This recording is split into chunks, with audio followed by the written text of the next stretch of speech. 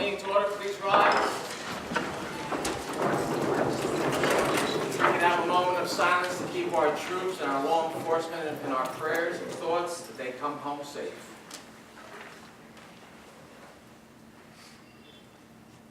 Thank you. Pledge. I pledge allegiance to the flag of the United States of America and to the republic for which it stands, one nation, under God, indivisible, with liberty and justice for all. Notice of this meeting pursuant to the Open Public Meetings Act, NJSA 10:4-10 has been complied with and shall be entered into the minutes of this meeting. Roll call. Freeholder Arnwood. Here. Freeholder Kenny. Freeholder Coppel. Freeholder Nara. Here. Freeholder Tamara. Here. Freeholder Valenti. Here. Freeholder Director Rios. Here. Next recognition. Yes, first is recognition for contributions to Middlesex County Veteran Services Program. Next is recognizing Veterans Day and all our past and present veterans for their service. Next is recognizing Anthony Middlesex, founder of JFK Medical Center. Next is recognizing Thomas Lanke, Senior Vice President of Long-Term Care Facilities for JFK Medical Center. Next is recognizing the 31st Annual Central Jersey Spinal Cord Association Dinner. And last is proclaimed November as National Caregiver Month in Middlesex County. Is there a motion to adopt? Motion. Second. Motion by Freeholder Valenti, seconded by Deputy Director Tamara. Roll call. Freeholder Arnwood. Yes. Freeholder Kenny. Freeholder Coppel. Freeholder Nara. Yes. Freeholder Tamara. Yes. Freeholder Valenti. Yes. Freeholder Director Rios. Yes. Okay.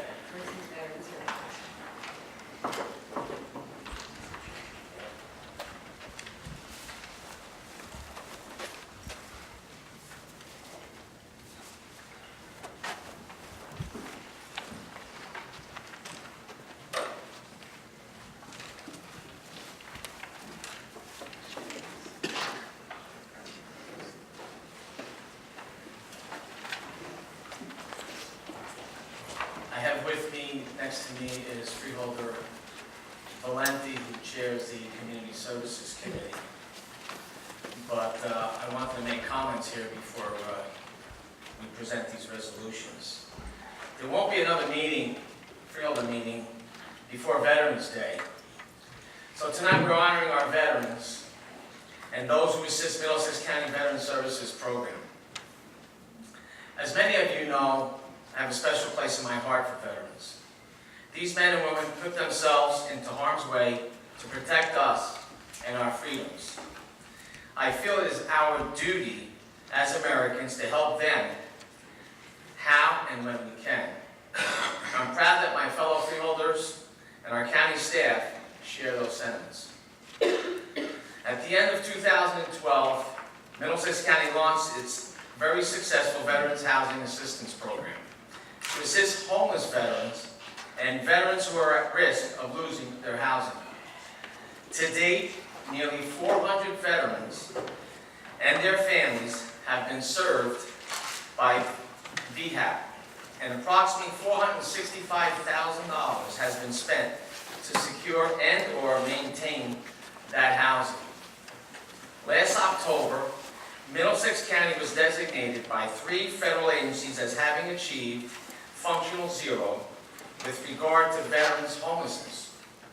Basically, this means the county has the systems and partners in place to house any veteran experiencing or at risk of homelessness. Other organizations have stepped up and are an integral part of the program's success. Tonight, we thank some of those partners.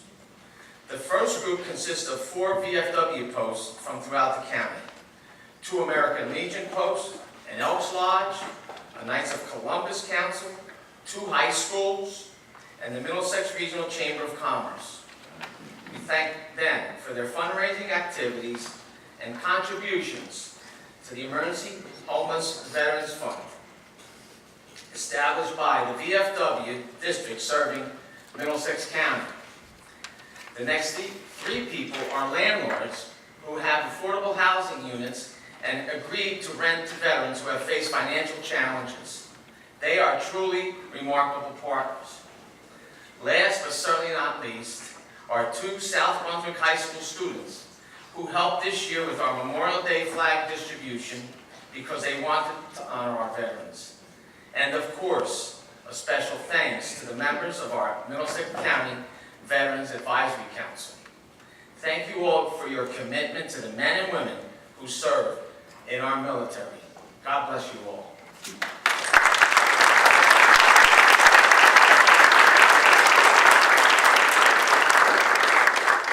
Freeholder Valenti, if you'd like to say a few words.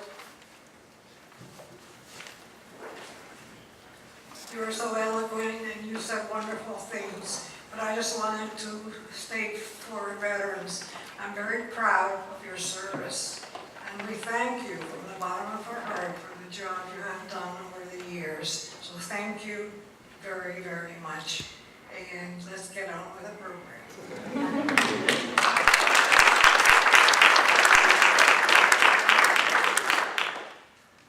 Okay. Your list here? American Legion Post 25 from Middletown. Any representatives here? Come on up.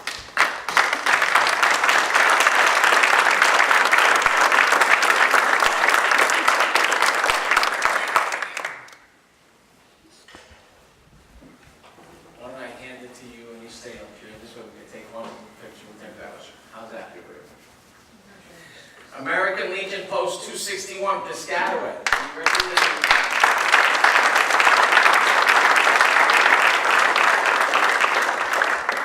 Chamber of Commerce, New Brunswick.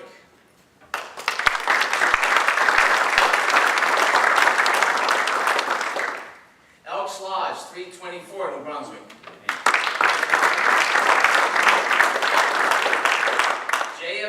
JFK High School, Island.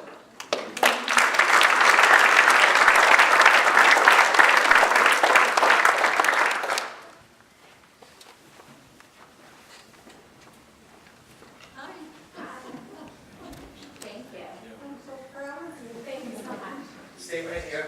Okay. Knights of Columbus, 11378, North Brunswick.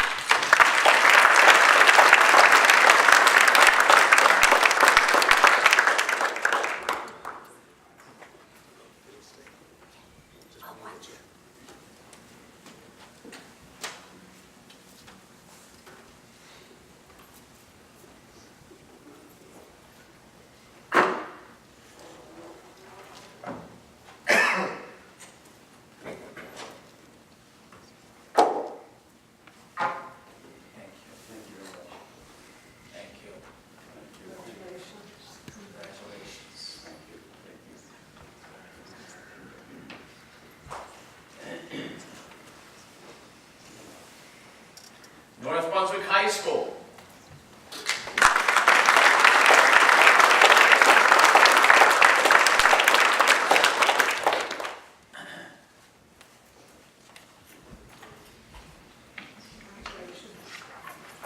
Carly Blankstein, South Brunswick.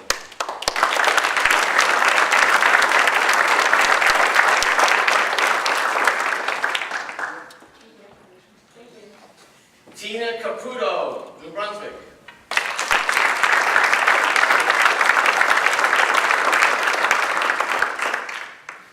Riley Elliott, South Brunswick.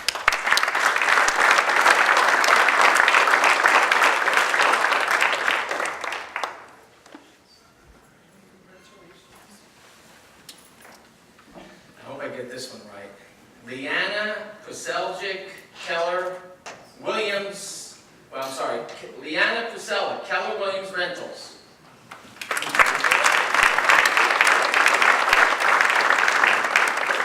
Rich Tuma, Keller Williams Rentals.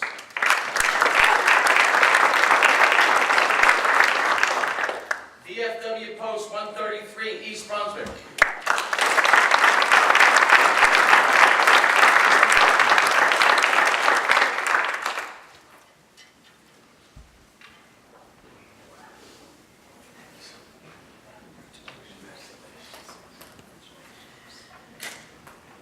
VFW Post 262, Monroe.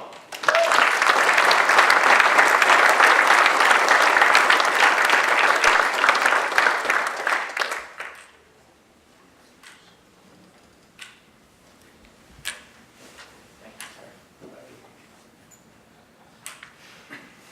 you, sir.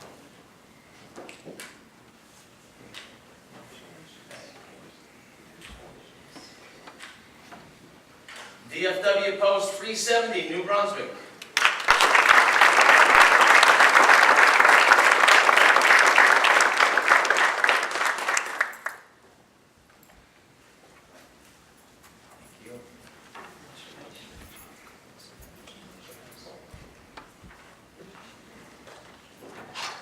VFW Post 6061, Colonia.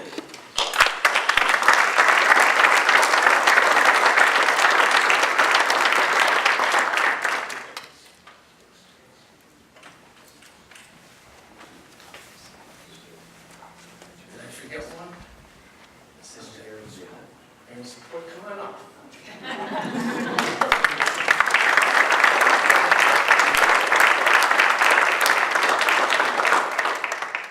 That's all of them, correct? Well, I just want to say again, thank you all for your dedication, for your service to our country, for making us safe and free, and for the work that you do as veterans when you come home. It's astonishing how you get so involved in all the organizations. We can't thank you enough. Thank you.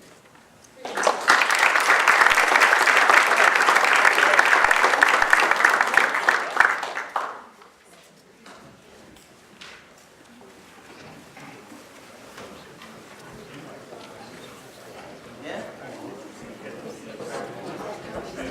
Go to the next one. Oh, sorry. Let's like center it. If everybody could turn in.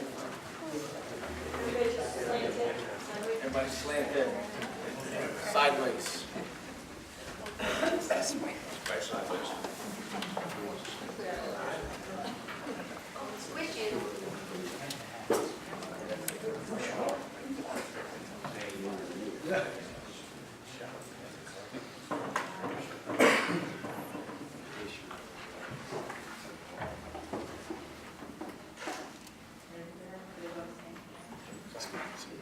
You have to move people in. We're in front of the taller gentleman. Squeeze. Or squirrel, farther in. Or squeezable. Yeah, right in front of the taller gentleman.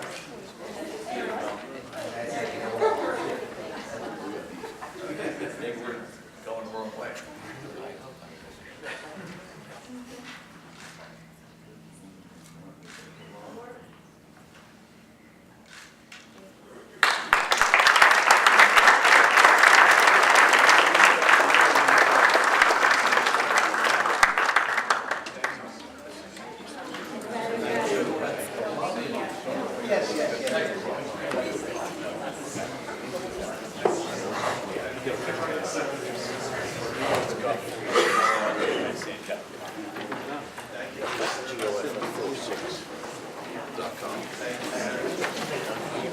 All right, you got it. Congratulations. Well deserved.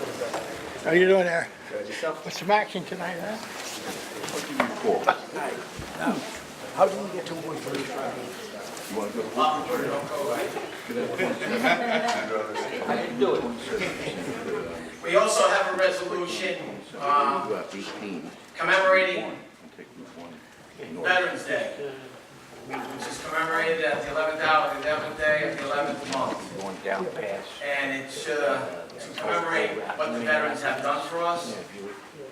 And it's just to bring awareness to everyone, to make sure that we recognize what the veterans have done for us, and that there's a wreath laying ceremony held each Veterans Day at the Tomb of the Unknown Soldier, where the President of the United States and other people go there in commemoration of Veterans Day and for all those that have served. So I want to say thank you again to all the veterans. God bless you all, because what you endured, true hell for our freedom. Thank you.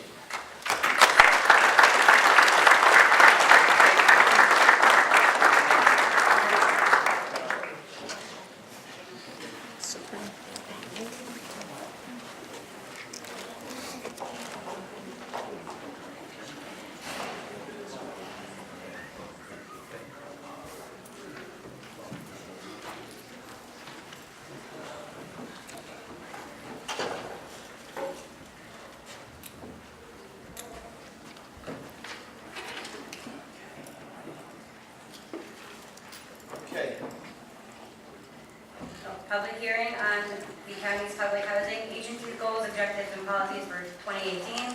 This public hearing was authorized at a meeting of the Board of Chosen Realtors held October 12, 2017. Notice of this public hearing appeared in the Home News Tribune on September 26, 2017. Okay. At this time, I declare the public hearing open for any comments on this. Second. Motion closed by Deputy Director Tamaro, seconded by Freeholder Valente. All in favor? Opposed? Motion carries. We're having no presentations, correct? Correspondence? Each freeholder has been provided with a list of correspondence received by the clerk's office since our last meeting. This correspondence will be kept on file in the office of the clerk of the board for reference. Is there a motion to accept? Motion. Second. Motion by Freeholder Valente, seconded by Deputy Director Tamaro. All in favor? Opposed? Motion carries. Minutes for approval? Board of Chosen Freeholders regular meeting October 12, 2017 at 7 o'clock p.m. Is there a motion? Motion. Second. Motion by Freeholder Valente, seconded by Deputy Director Tamaro. Roll call. Freeholder Armwood? Yes. Freeholder Kenny? Yes. Freeholder Coppell? Freeholder Nara? Yes. Freeholder Tamaro? Yes. Freeholder Valente? Yes. Freeholder Director Rios? Yes. At this time, I just want to remind anyone, in case they were here for the presentations and they want to leave, we could take a 1 or 2 minute recess if you want to leave and not stay for the rest of the meeting. You're more than welcome to. Okay. Freeholder reports. Freeholder Ken Armwood. Thank you, Freeholder Director. From Business Development and Education Department, the Office of Arts and History, approximately 1,000 people enjoyed a Revolutionary War encampment, a two-day event at East Jersey Old Town Village. As hundreds of visitors entered the village, they were transformed to the late 1700s. They enjoyed a wide variety of family-friendly activities where they learned about Revolutionary War espionage, the daily life of a soldier, how to write with a quill pen, the dyeing of fabrics, medical care during the American Revolution, and how Continental troops fought against the British forces in the Raritan Valley. Attendees had fun while learning about local and national history. The piping folk tradition of Ireland, which is a recital of the Julian Heights by Brian Surra, will be held on Sunday, November 5th at 2 p.m. at East Jersey Old Town Village in Piscataway.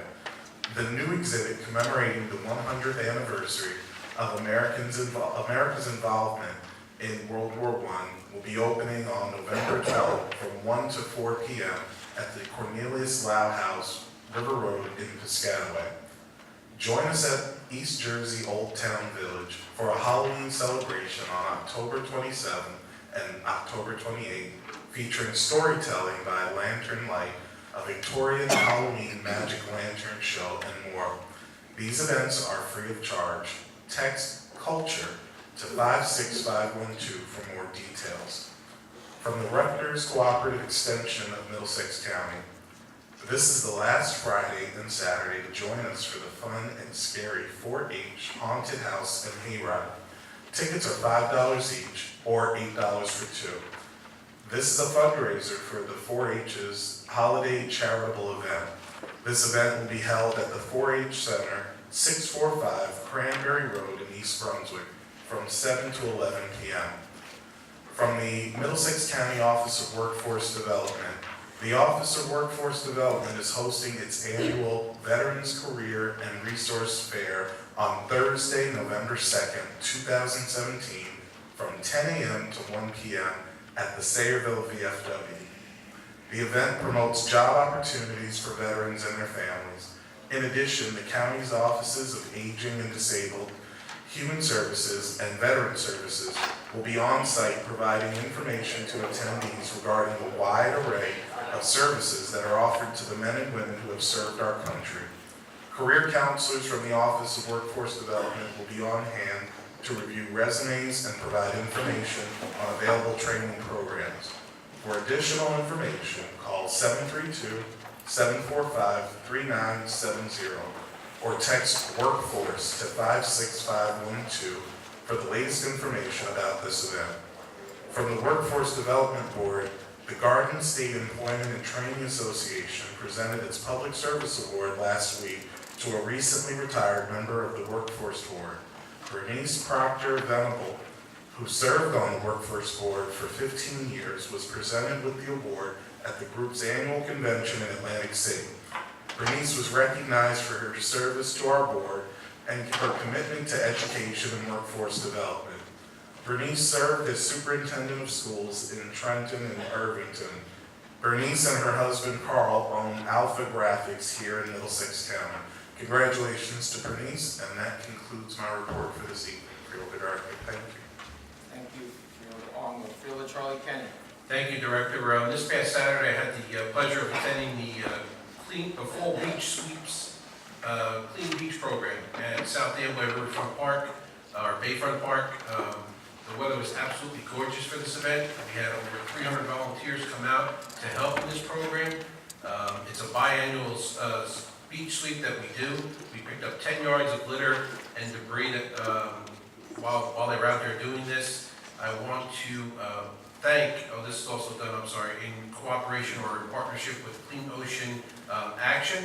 Every year it's something that's done. The next one's going to be April 21st, 2018. But I also want to say how great it was to see all the high school kids that were out there to participate in this program, the kids from the Cub Scouts, the Boy Scouts, all the various organizations that came out. They were out there with corporate partners such as Bank of America, who came out to have volunteers out there working to help clean up the beach, and also the neighbors just from Middlesex County coming out to work together. I want to thank Eric from the Conservation Corps, Kara, and I believe it's TJ or PJ. I apologize for not having the name exactly right. And all those other volunteers that were out from the Conservation Corps to help organize this and make sure that it came off without a hitch. So thank you very much for that. Let's see here. The final volunteer event for the Conservation Corps as far as cleanup of one of our many areas is November 4th. It's Fall Trails Day. November 4th at Ireland Brook Conservation Area in East Brunswick. And this is going to be a trail maintenance which will be from 9:30 a.m. till noon. And if you haven't had the chance, please take the opportunity to go to our website, take a look at the links and see where we have all of these hiking trails throughout Middlesex County. There's a lot of them out there. There's a lot to be enjoyed. And this time of year with the leaves changing colors, I'm sure it's a beautiful day to be out when the weather's nice, walking through our many trails that we have. Roosevelt Park Family Ice Skating Rink will open on November 15th. The hours are Wednesday, Thursday, and Friday from 5 to 9, and on Saturday and Sunday, there are 3 separate 2-hour sessions beginning at 12:30 and ending at 8:30 p.m. One of the things that has been going on in our parks over the last few years under this started when Freeholder Tamara was in charge of our parks, is the renovation of our picnic areas, our playground swings, our playground fall zones, and also our tennis courts. And we have newly renovated tennis courts that are now open at Johnson Park in the township of Piscataway, and Edison Park in Edison Township. Work is currently being completed on the resurfacing of tennis courts at Merrill Park in Woodbridge. I know that we put in new swings down in Old Bridge, new swings down in South Amboy, and I believe new swings down in Jamesburg Park. Am I correct, Rick, off the top of your head? Thompson Park, I'm sorry, in Jamesburg, I apologize. All with new fall zones. So it's a constant work that we're doing to make sure that our parks are kept up and in good shape. And that's all I have. Any other information can be found at our county website for the parks and on the Parks and Recreation page. Main Street improvements in Metuchen. Middlesex County, working with the Borough of Metuchen in support of the borough's application for improvement of approximately 1 mile of Main Street under the local safety program. The North Jersey Transportation Planning Authority informed the county and the borough the project was accepted into the program. The improvements will be between Walnut Street and Chestnut Avenue and include the upgrades to 2 existing traffic signals and the addition of vehicle height detection warning systems to prevent trucks from hitting the overhead railroad bridge, the installation of sidewalks and curbs, roadway resurfacing, restriping, and ADA compliance. The project length will be approximately 1 mile, and the estimated cost at this time is about $7 million. The Borough, County, and JTPA will be meeting soon to initiate the project and commence the process to retain a design consultant so they can move this project forward. And then the last item I have is the Office of Public Works is starting to wind down their milling and paving operations for 2017, and it should be done in the middle of November. They are transitioning into the winter operations. I know that it's a little bit chilly out there tonight, but it's hard to believe that winter's right upon us with the way the weather has been lately. But it is, and the county is getting ready. Our employees are out there working to make sure that we have our plows all set, our trucks in operation, our salt bones are filled, and our calcium tanks are fully stocked.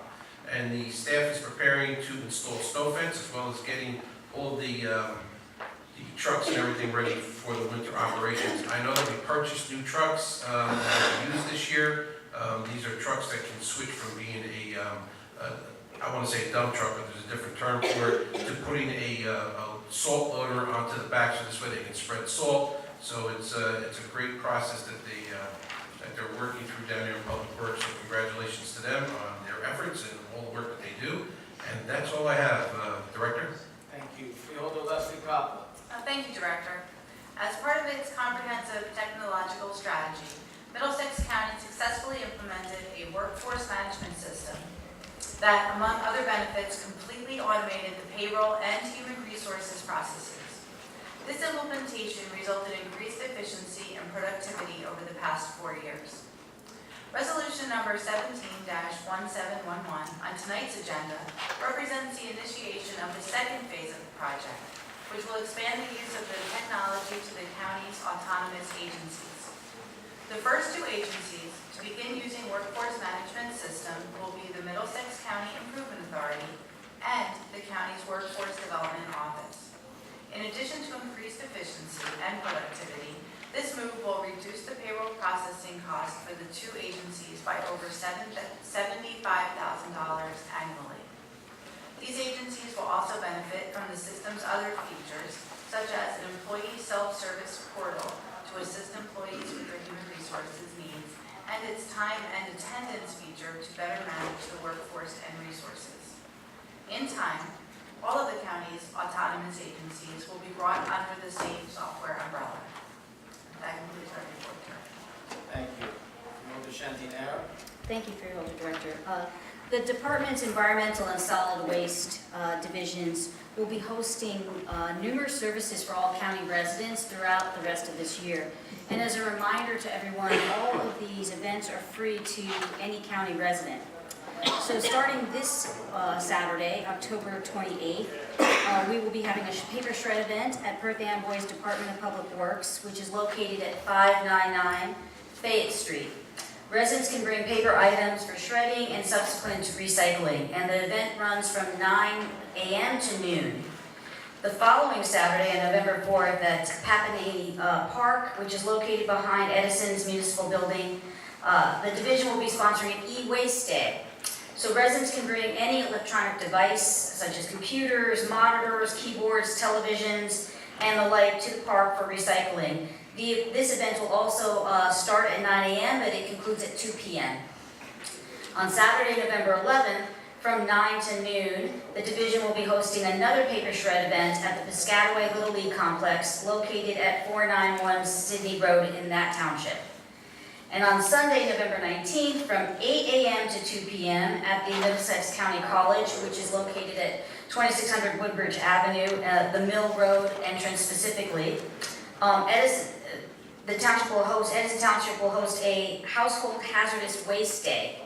And acceptable items that residents can bring for disposal include aerosol cans, lighter fluid, antifreeze, gas, oil mix, household batteries, however no alkaline batteries, car batteries, pesticides, herbicides, gasoline, latex paints, photographic chemicals, pool chemicals, propane tanks, oil-based paint, drain cleaners, thermometers, paint thinners, driveway sealer, used motor oil, mercury-containing items, thermostats, stains, varnishes, fluorescent light bulbs, however no broken bulbs, please, fire extinguishers, and flares. For additional information on any of these events, please visit the county's website or contact the division at 732-745-4170.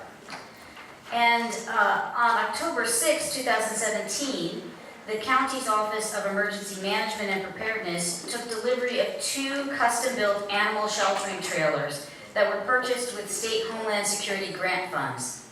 These trailers were built specifically to be utilized during evacuation and sheltering operations, and will allow residents that need emergency accommodations to bring their pets with them to pet-friendly shelters.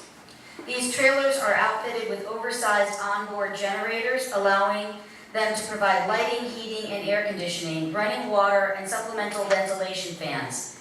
They can shelter different types of household pets and can be reconfigured to accommodate dogs and cats of all sizes.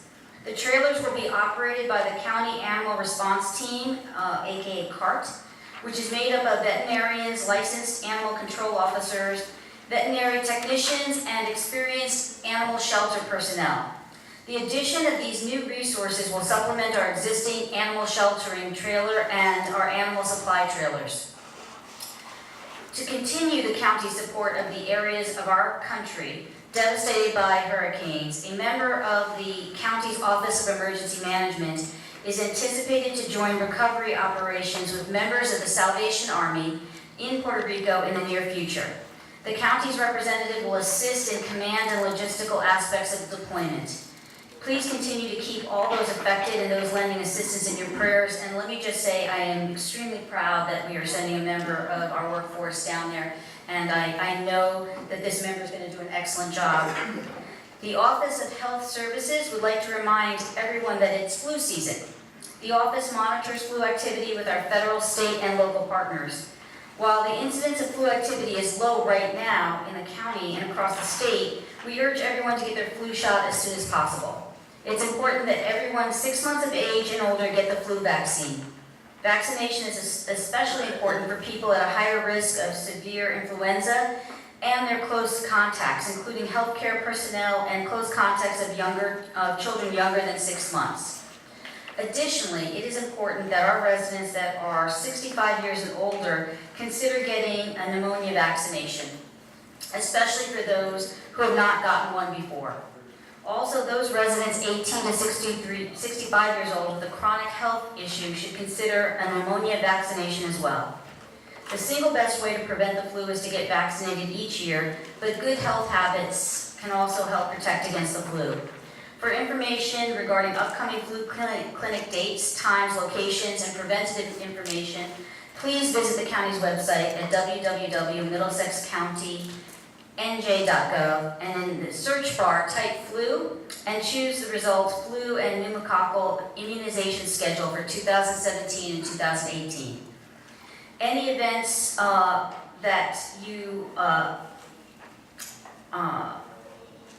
that you're interested in can all be found on our website, and that concludes my report tonight, Director. Thank you. Field Deputy Director Charlie Tamaro. Thank you, Director. I'd like to call to your attention 2 items on tonight's agenda. They are helping our municipalities improve recreational opportunities in their towns. Both of these are grants from the Middlesex County Open Space, Recreation, Farmland, and Historic Preservation Trust Fund. The grants are matching funds, as the towns will be contributing 50% of the total cost of these projects. The first is $1.5 million grant to the Borough of Sayreville to install turf fields and lighting at Veterans Park and at the Sayreville Recreation Complex. That's Resolution 1729.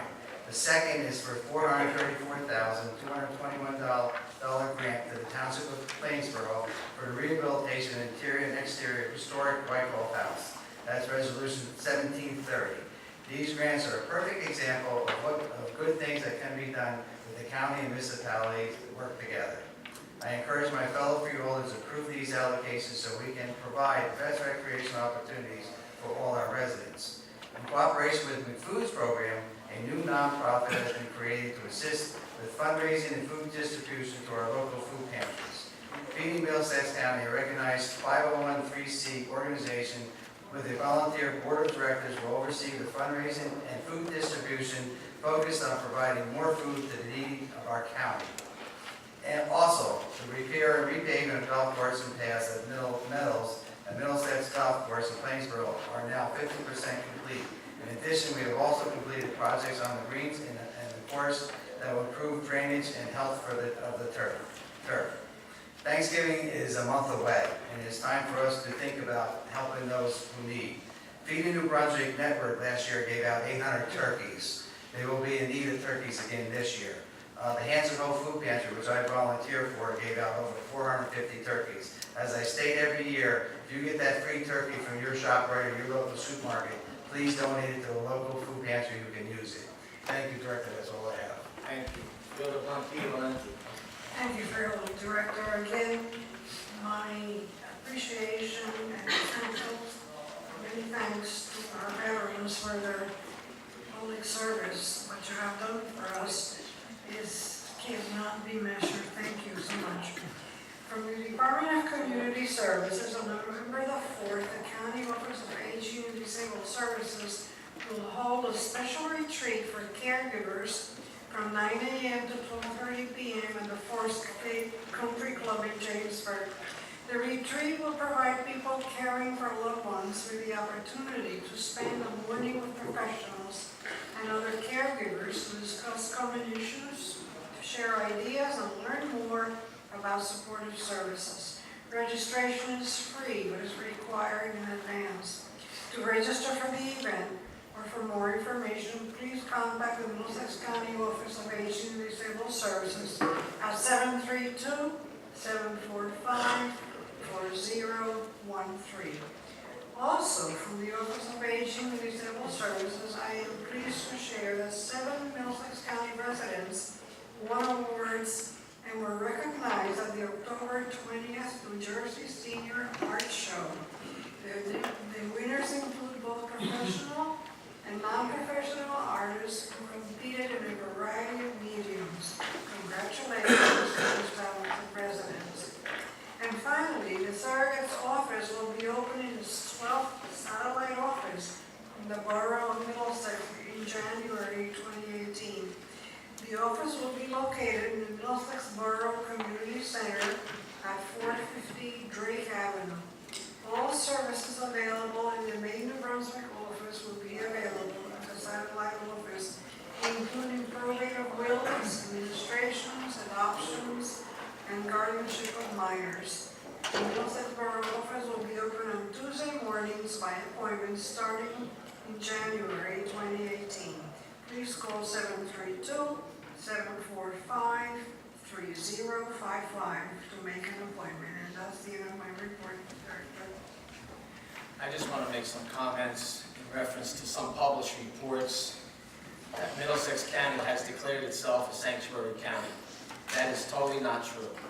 To the contrary, Middlesex County has adopted a policy regarding interaction with ICE by county corrections and sheriff's department personnel, which provides that the county will honor a detainer request from ICE if the inmate has previously been convicted of a first or second degree offense or was the subject of a final order of deportation signed by a federal judge.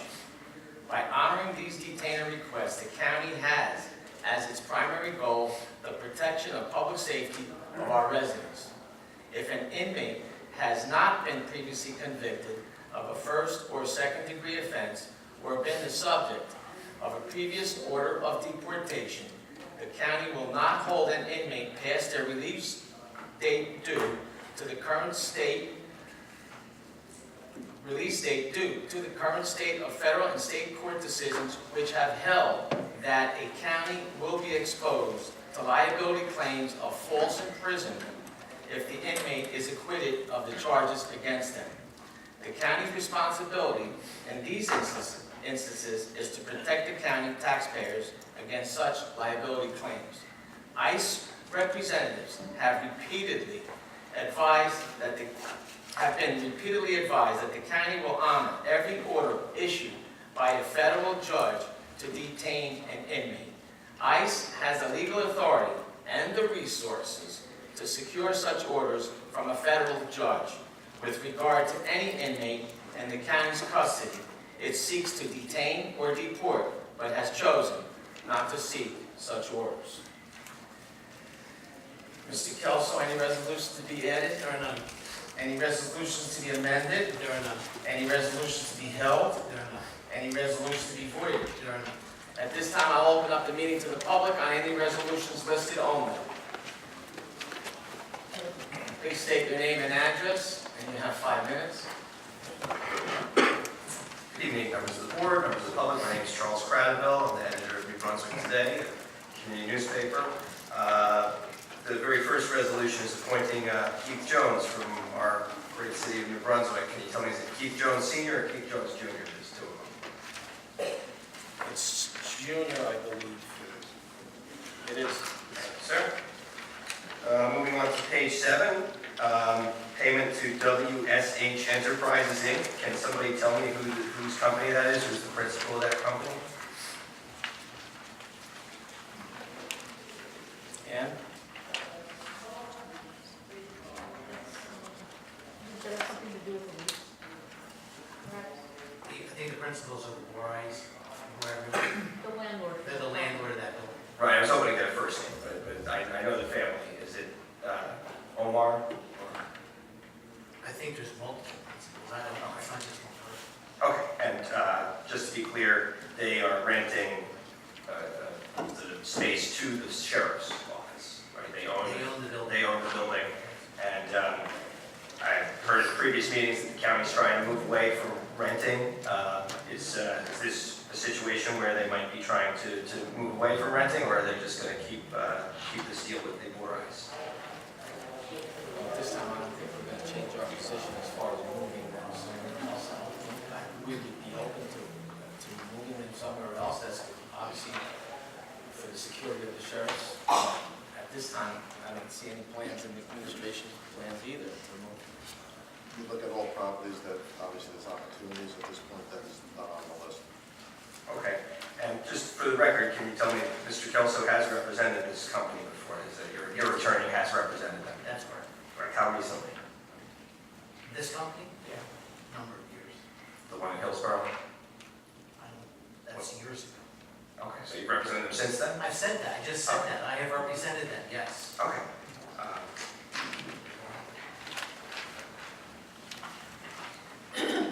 1782 on page 13. I'd like to know this is an execution of an emergency solutions grant. Can you tell me what the emergency is and what the funding is being used for?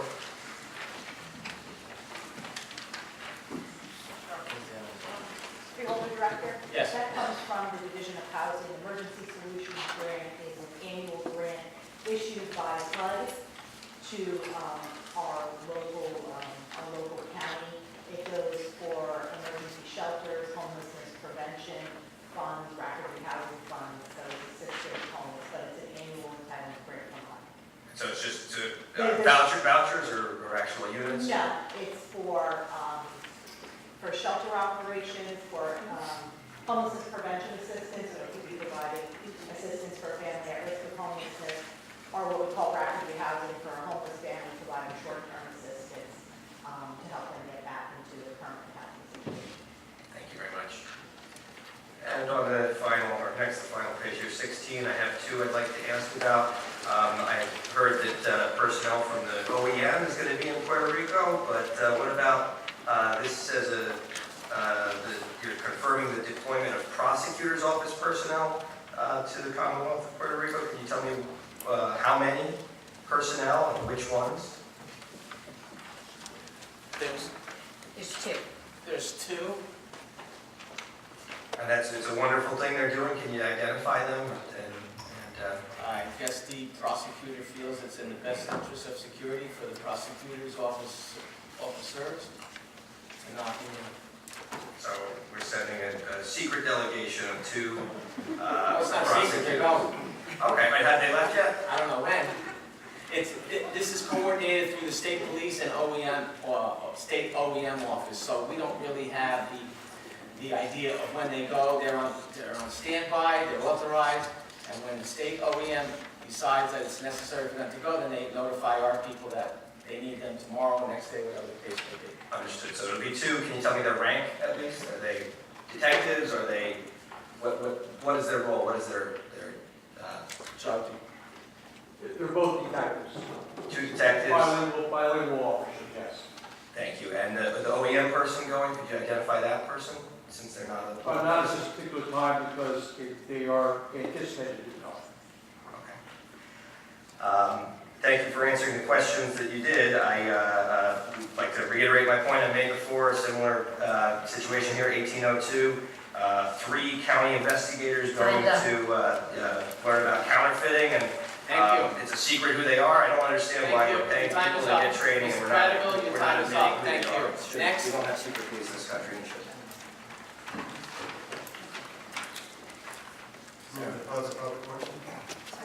Motion to close by Deputy Director Tamaro, seconded by Fielder Valente. All in favor? Aye. Opposed? Motion carries. Okay, Mr. Kilthone. Yes, I don't believe there's anyone. Does anyone have anything separate to vote on? No? Okay. Fielder Director, then a motion would be in order to adopt a consent agenda consisting of resolution number 17-1704 to resolution 17-1807. Is there a motion? Motion. Motion by Fielder Valente, second by Deputy Director Tamaro. Roll call. Freeholder Armwood? Yes. Freeholder Kenny? Freeholder Coppel? Freeholder Nara? Yes. Freeholder Tamaro? Yes. Freeholder Valenti? Yes. Freeholder Director Rios? Yes. This time I'd like to open up the meeting to the public. Anyone wants to come up, please state your name and address, and you have 5 minutes. Take me 5 minutes to walk up here.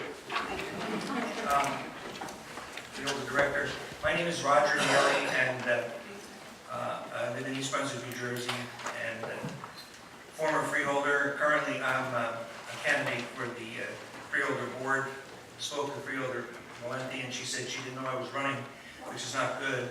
People knew I was running for the office. Following up on what Charlie was saying, I know my 5 minutes goes quickly, is that leads to boride.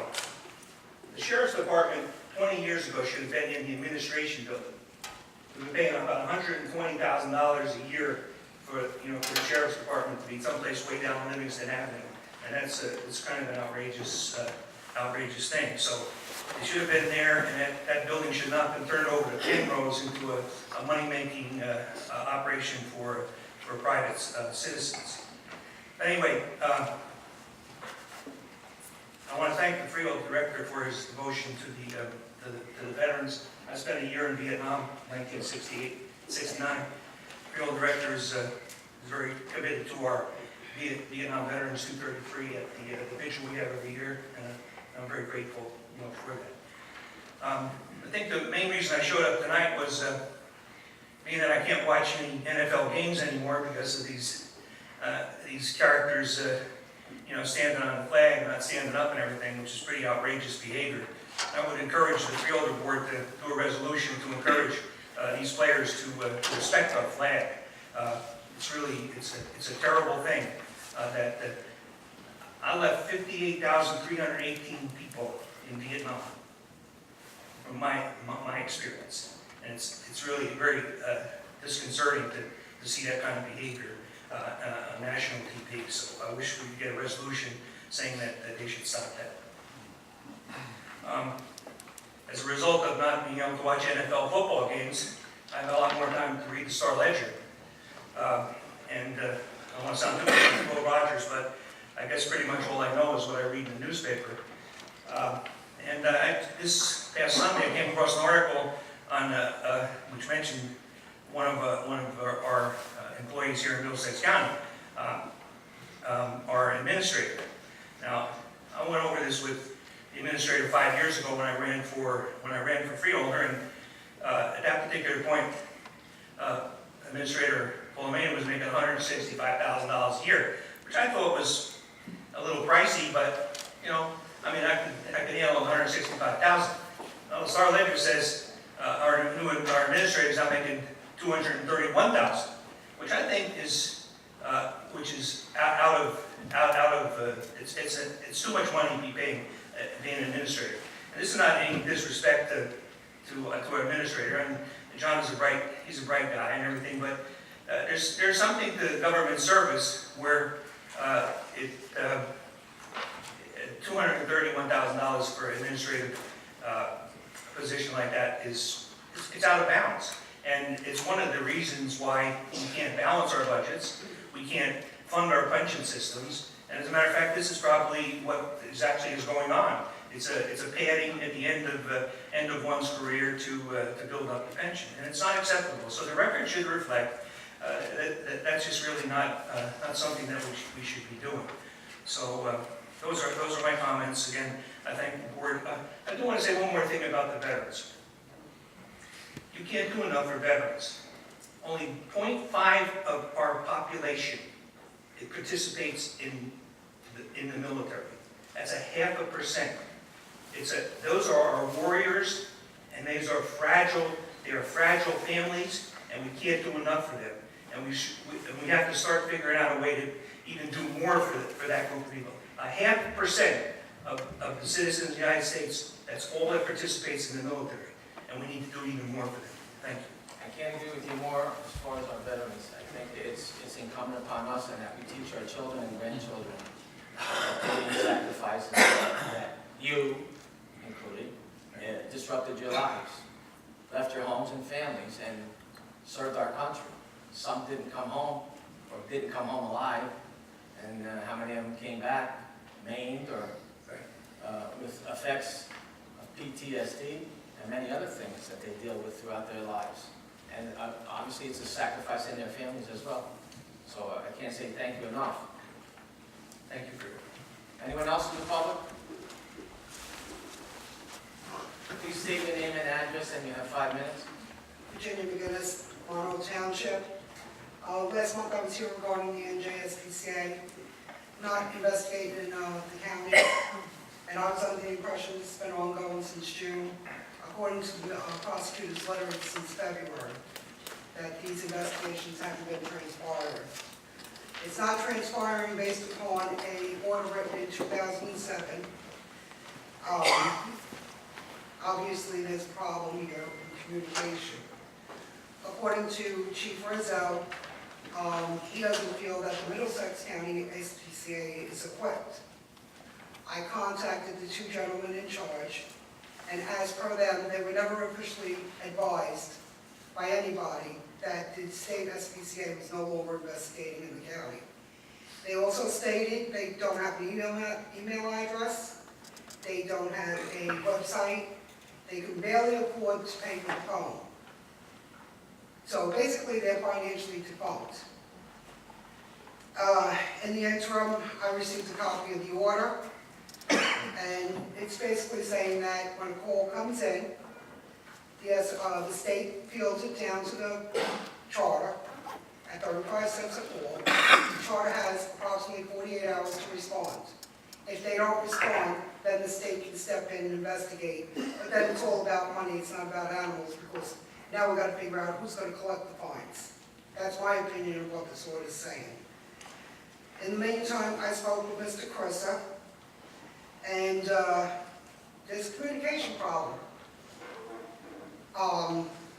And that's right here on an email from June 19th from the shelter director, wanting to know who does she call for animal cruelty and neglect. That's pretty sad. Okay? Now, I can appreciate what the county's going to do by creating a task force, which I'm all for during no matter. That was my biggest complaint, that it should be on a municipal level. One of the problems is we only have 4 shelters in this county. Between the 4 shelters, we only have 48 kennels. Palmetto alone had 48 kennels. So if you get a hoarding case, what are you doing with these animals?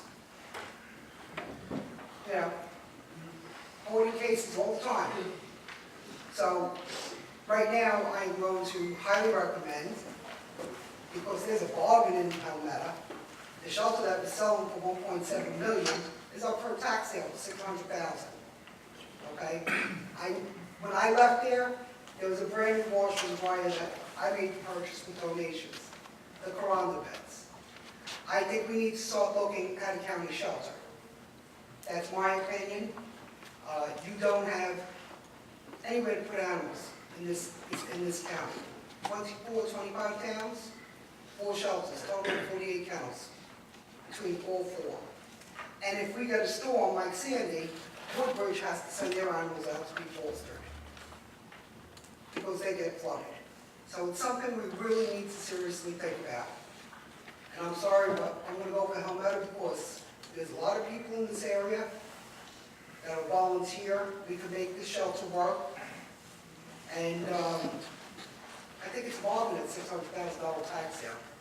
So, my opinion. Thank you.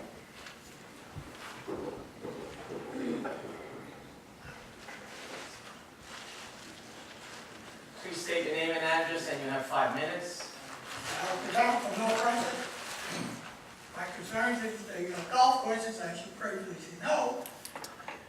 I think the Middlesex County government is in collusion with the Middlesex County Improvement Authority, a non-government organization. Going back 22 years when the birth of the Improvement Authority was created by Freeholder Director Cramiel, it was a company of 2 or 3 people. We turned around and gave our county golf course, Tamarack, a park facility that's not registered with the county yet, that you're aware of. Back then, the golf course was generating a $250,000 profit, and our county turns it over to the Improvement Authority under a lease agreement that they didn't follow. They violated every rule and regulation in that lease agreement 90% of the time. And I gave you a copy of this lease agreement, and every time I call up your government, somebody tells me you're under investigation, and I want to know who you're under investigation by and what for. Can you answer that? My understanding is, as a result of your contacting the state asked us, the county, to provide a copy of the lease agreement that you're referring to.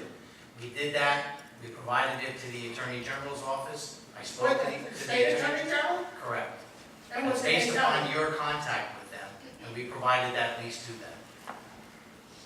I want to point out, what part, how many people in the Improvement Authority are government active employees get paid by our government county? I'm going to just clarify something. The Middlesex County Improvement Authority is a governmental authority. The members of the board are appointed by this freeholder board. Are they government employees? Are you talking about the employees or the board members? They're not government employees, because you're not using government payroll to pay them.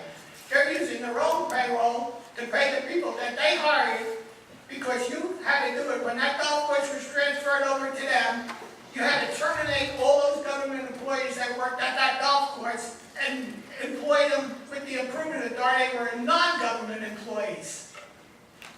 I'm not sure I don't understand your point, but I would tell you that my review of that agreement has been provided to the state, which is all created and was formulated pursuant to state law, provides for both of those properties, which are continue to be owned by the county, to be operated and managed through the Middlesex County Improvement Authority.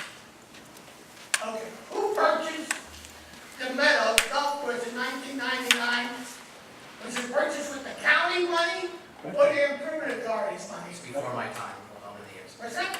It was before my time. I don't know the answer. Before your time. I'm asking a question. I heard him say that I brought this up before, and you admitted that the county don't own the Meadows golf course. And you admitted it, the director. You did. I don't think that's at accurate, and I because was the at county before. does own the Meadows Golf Course. You guys are trying to snowball the people. We're losing millions of dollars on this golf course. Taxpayers' money. You're not following the procedures. Whoever would give away a $7 million golf course to some company to run and not pay you a penny back for 22 years? Give me a break. I would Where you just guys say, coming from? the This is statements you're taxpayers' money. making We're are losing not millions of accurate. dollars, not thousands of dollars. Sir, the statements you're making are not accurate, but so you that prove you they're not can have a accurate. comfort level to know Prove it. that based upon your request, we have provided a copy of that lease agreement to the state. I just heard that freeholders say that you're giving money to pay the Meadows car paths.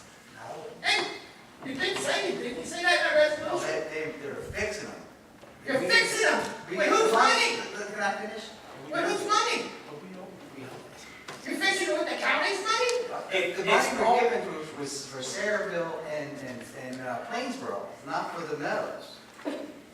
Well, look at the resolution. Wait a minute, who owns that golf course? The county, Owns the Meadows? The county. all the golf courses. That's not what you said 2 months ago, because I asked you. No. I think so, you said it. Don't tell me you didn't say it. Okay. You're lying. I'm not lying. Yes, you are. Get your facts, Chris. See, you're Time's just up. gonna waste Time away. is up. You're gonna Time waste is away. up. Thank I know you for my your time's up. comments. That's not the contract. Please state your name and address, and you have 5 minutes. Rob Ross, 24 New Grove Road, East Quincy, New Jersey, taxpayer.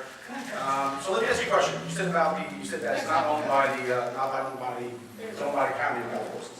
First question is, we met with the investigators in Trenton. First of all, the first investigators in Trenton do not know anything about your contract. Contract was never turned over to an investigation. That's not accurate. I personally sent it down and spoke to the investigator who you contacted. They have a copy of that lease and management agreement, which I'm very familiar with. Okay, second part of it is the Attorney General's office knows nothing about your investigation. No, it's their investigation, the one that you initiated. Know nothing about it. I met with them. Know nothing about your investigation. You should complain to them because you're the one who initiated it. The one's the attorney, which would be you, and your office has been calling and saying you're under investigation, you can't answer any questions. But when we checked with them about the investigation, they know nothing about it. Number two, the investigators in Trenton, we met with them, it's kind of funny that they got every piece of paper except for one thing, a contract that is very important for the people on this board representing the taxpayers. We can't even live in New Jersey because the taxes are going up, okay? And number one, all right, you're paying an improvement authority, that anybody who goes through the improvement authority from this board, okay, should be disbarred from this board, okay? Number one, $250,000 to pay people who work on the improvement authority, or $90,000 for part-time positions. When people can't even pay their bills, you should be ashamed of yourself. That's number one. Number two, they don't have anything in investigation now. You keep saying it is. You did mention those. You did say it was part of it. The Meadows is not owned by the county. The Meadows is owned by the improvement authority. Go look at the paperwork. The investigators even know that. So we've got a problem here between communication. And somebody needs to look at it. There's somebody here from the newspaper who's got some balls and talk about it. They should investigate this. It's terrible what is going on here. And the best pig trough in the county is get a job at MCIA. It's terrible. I'm ashamed to be standing here today from this board. Ashamed. My father's a veteran, he's ashamed. It's terrible what the people are doing. Thank you. Go for your paper, sir. Please state your name and address. You have 5 minutes. Hi, I'm Susie Berkowitz of Highland Park in Henry Close Lane. I hadn't planned on speaking tonight, but after seeing the veterans honored, I just wanted to say a few things. My dad was in World War II. He served in the Navy in the Pacific, and after he came home, he joined the civil service. He worked as a volunteer civil servant all his life, very quietly. Served always till the day he died, and it's in trying to maintain his honor that I come to these meetings, that I try and serve how I do. One of the things he taught me, in our house we always stood for the Pledge of Allegiance and National Anthem. However, he also made very clear to me that the reason that he went to war is that someone could kneel or could burn the flag, as what was happening more back then. And that freedom of speech was very important, so I honor him by trying to. Also, I want to thank you for this board. You spoke before about the resolution that you passed. And I'm just here to say thank you again for that. I've been reading the Middlesex County Republicans Facebook page, and I see that they're using the hashtag enforce the law. So I want to thank you for enforcing the law, because I think that's what you're doing. And we're maintaining everybody's civil rights, which is what my father served for. Thank you very much. Thank you.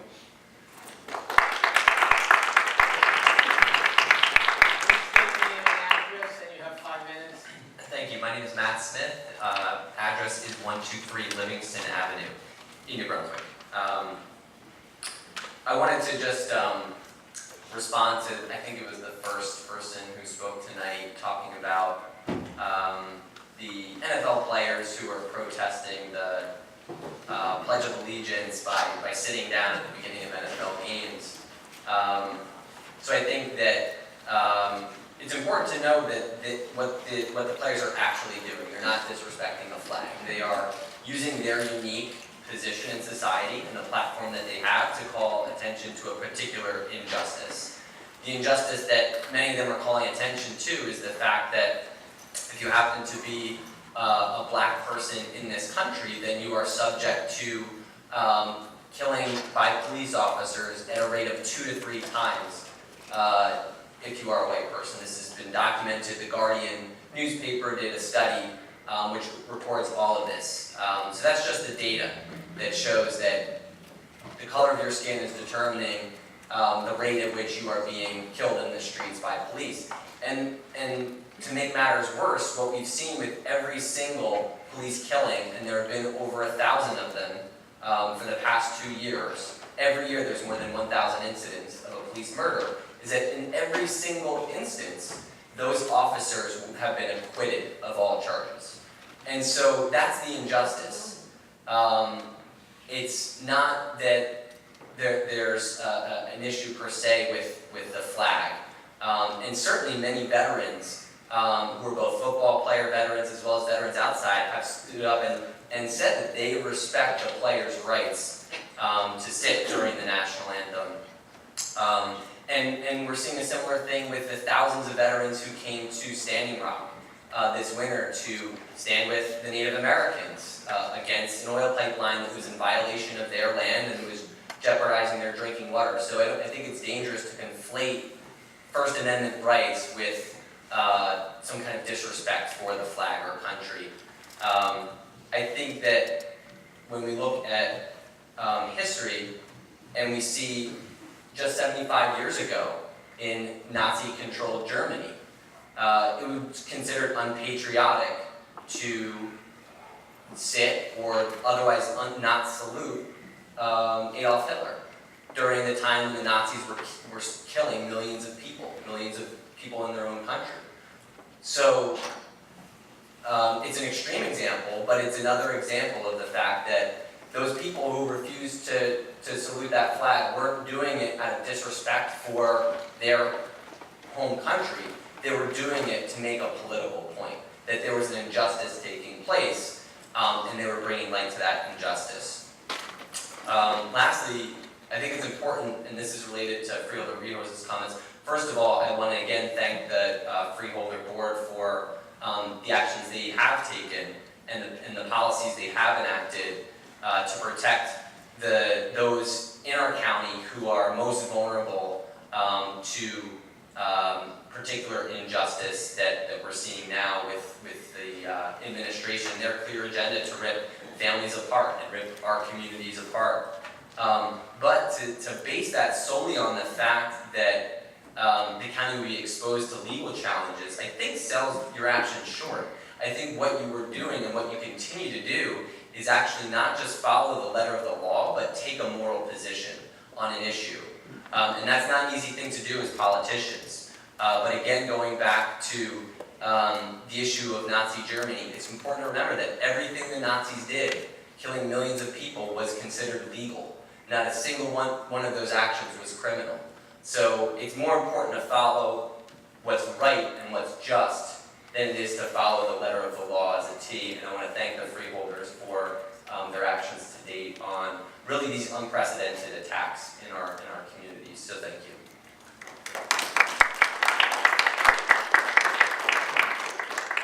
Please state your name and address, and you have 5 minutes. Surely. Good evening, Freeholders. Ron Dixon, Commander of the American Legion Post 25 in Middletown. I have no complaints. I'm here to say thank you. For those that don't know, the Freeholders, headed by Freeholder Director Rios, have agreed to take the American flags that are now unserviceable and properly dispose of them. It has been a big problem for all American Legion groups and all the VFW, and I speak for all of them. We really appreciate that you've taken the effort. Middlesex County is the first county in the state of New Jersey that has stepped up and is helping us. We have a very small post. Anybody who knows Middletown, very small. Our post alone had 400,000 flags to dispose of, and dispose of properly. We do services before they're disposed of, and we do that properly. Freeholders are helping us with that, as they are with everyone in this county, and I want to take time to say thank you to them. Thank you. And in answer to the last gentleman that was here, veterans kneel, we do kneel. We kneel at the graves of our brothers and sisters that are giving their lives so those on Sunday can stand up and disrespect the flag.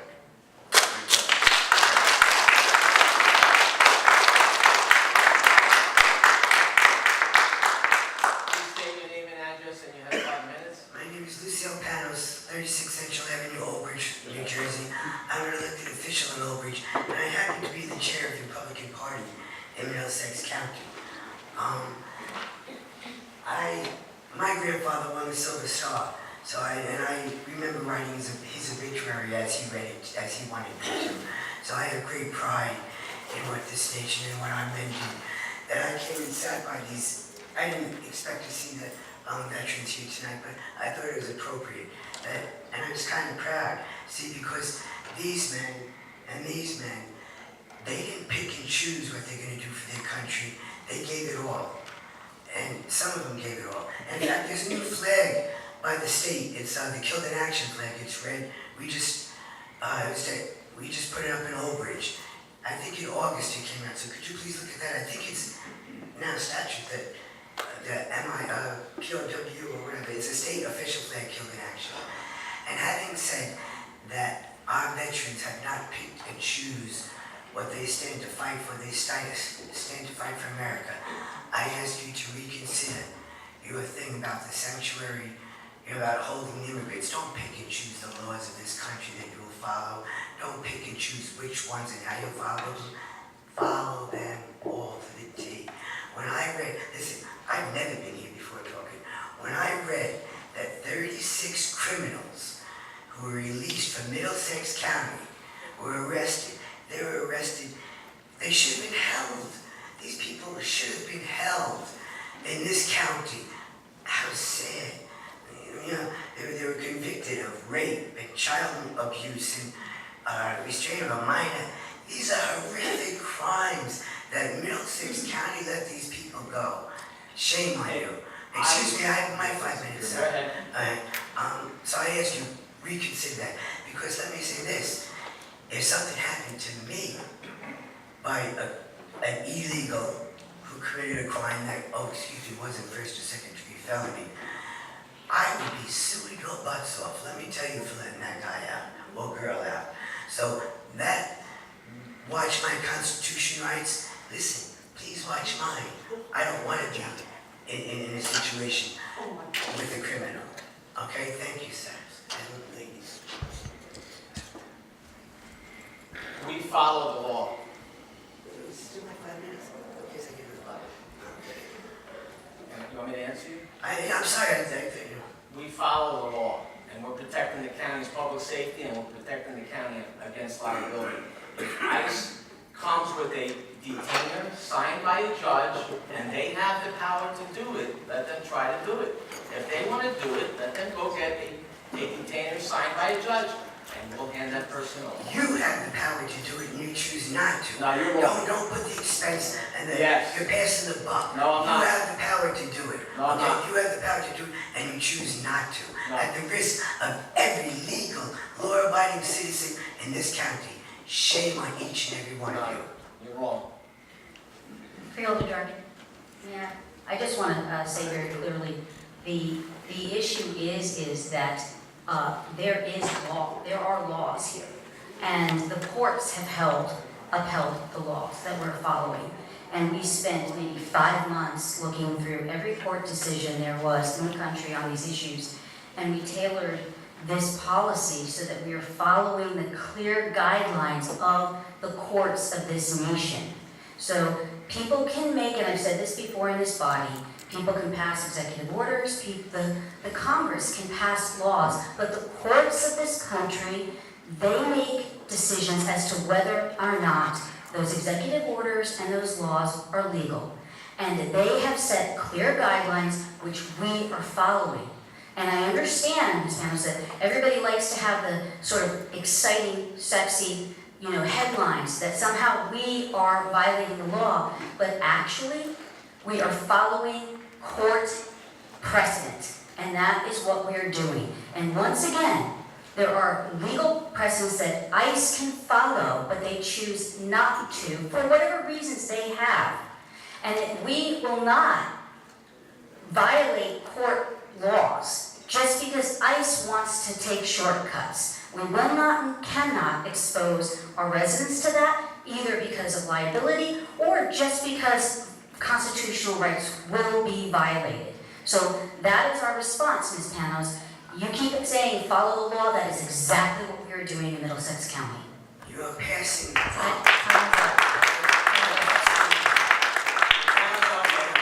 time is up. Thank you. Next. Please state your name and address, and you have 5 minutes. My name is Bob Porter. I live at 40 Elm Street here in Brunswick. I'm the district commander for the Veterans of Foreign Wars here in Middlesex County. I'm a member of the New Brunswick DFW Plus. First of all, I'd like to thank the Freeholders and everything that the county does for veterans. I've been on the Veterans Advisory Council here for several years, and I know how much work the county does, and we want to thank you for what you've done. Also, I'd just like to piggyback what Ron was talking in reference to the gentleman who was talking about the protest and the Pledge of Allegiance. And you hear veterans all the time saying that we fought so you have the right to do that. And you do. But just because you have the right to do something doesn't mean it's the right thing to do. There's got to be a better way to bring an issue to people rather than divide people in this country. Right now, as a veteran, my father's buried under that flag. And my friends are buried under that flag. And I believe that there are injustices, and you have a right to try to correct them. But I think there's got to be a better way of doing it, rather than divide people more than they already are. That's all I have to say. Thank you. Please state your name and address, and you have 5 minutes. Lorraine Healy, Husky House in Old Bridge, New Jersey. I come here tonight to ask you all, as freeholders, for help for our rescue organization and the problems that we're having with the Middlesex County Health Department since we opened our facility in 2012. We've reached out to the director of the health department, who won't even take our calls. We've reached out to the director of public health and safety, who fell on deaf ears. We're being harassed by your health department on a regular basis since the day we opened. And we're doing nothing wrong. There's nothing wrong with our animals. They're healthy, they're well cared for. We have an old facility. We take in primarily Huskies. And I don't know if you guys are familiar with the breed, but we take in wild, crazy dogs that people have bought in pet shops that don't know what they're doing with them. They bring them to us when they're 10 months old, and they're lunatics. They break things on a daily basis. We just took in DJ 3.5 weeks ago. In the first 24 hours he was there, he took out 2 doors, took out a window, jumped out the window, and completely destroyed 4 kennels. I don't think that we should be ticketed for that from the health department for a maintenance violation. It's been 3 weeks, 3.5 weeks. All has been repaired, and DJ is a great dog who's no longer destroying our facility. These are the daily things that we deal with on a daily basis. Our health department is coming in, doing their inspection for hours. They'll spend the whole day. Dogs are missing their appointments in New York City at specialists, at Garden State vet specialists, all over the state, because we're spending the entire day with health inspectors. For rust on our kennels, for a broken pipe on the front of a kennel, for mesh that has rust on it, or a piece of mesh that a dog has broken. We correct those violations, and the health department comes back, makes no record of what we corrected, and issues us more violations, and refuses to make any addendums to any of the inspections. We have violations for dogs that aren't even in our facility. Not only are they not in Old Bridge, they're not in the county, they're not in Middlesex County. We had a doctor at our town council meeting because Lester Jones wrote a letter saying that our kennel license should not be renewed. There was a violation on the last health inspection where they brought the state in as well, on a dog that had his eyes exploded out of his head in New York City. and was in an animal hospital for 2 months, had 3 surgeries to correct it. That dog had never even stepped foot in our facility, but yet we have a violation for having that dog without an interstate health certificate. The law requires that the interstate health certificate travels with the dog. So where the dog was is where the health certificate was. I unfortunately had a file in my records with the transfer of ownership and all of his vaccination records. So the health department automatically assumes that that dog is in my facility, coming from New York without a health certificate. Not true. We don't know what they're writing on their reports till days later when they drop that report off. We can't make comments. We can't adjust anything, and they refuse to make any adjustments. We have been here since 2012 in Middlesex County. You guys are shutting animal shelters down all over. Where are these dogs going to go? The police call us in the middle of the night. Animal control calls us in the middle of the night. Dogs are hit by cars. Where are they going? If a dog is hit by a car, you're looking at probably about $5,000 to $7,000 in veterinary bills. We take that. We'll go and pick up that dog and take on that financial responsibility and rehabilitate that dog and get that dog home. And the taxpayers are not funding any of it. But your health department is trying to shut us down because we have an old facility that we lease. Now they want us to rip out all of the cement in the building. You're talking about a $200,000 job on cement. We're not allowed to have a yard.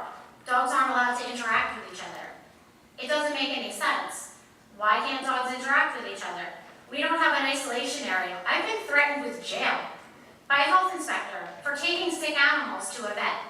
If somebody gets sick, they go to a hospital, Garden State Vet Specialist, 24-hour care. I shouldn't be threatened that I'm not taking my sick dog and putting him in an isolation area because that's what the health department wants us to do.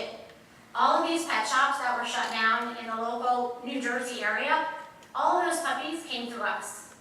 We vetted all of them to the tune of thousands and thousands of dollars. None of the taxpayer dollars went to that. We do our own fundraising. We don't get any state funding. We don't get any town funding. That's time. Thank you. Please state your name and address, and you have 5 minutes. My name is Jessica Hunston. I'm from Highland Park. I would like to begin by thanking the Freeholders and County Council for their work on the resolution that was passed on June 1st and express my continued support, especially in light of the recent retaliatory actions by U.S. Immigration and Customs Enforcement, ICE, in which 36 individuals were arrested last week over a 5-day period here in Middlesex County. The resolution, as Freeholder Santi pointed out, aims to uphold constitutional rights and protect our county from litigation. Unlike Henrico County, Virginia, and Bexar County, Texas, who were forced to settle lawsuits due to sheriff departments honoring detainer requests and holding individuals beyond what is allowable by the Constitution.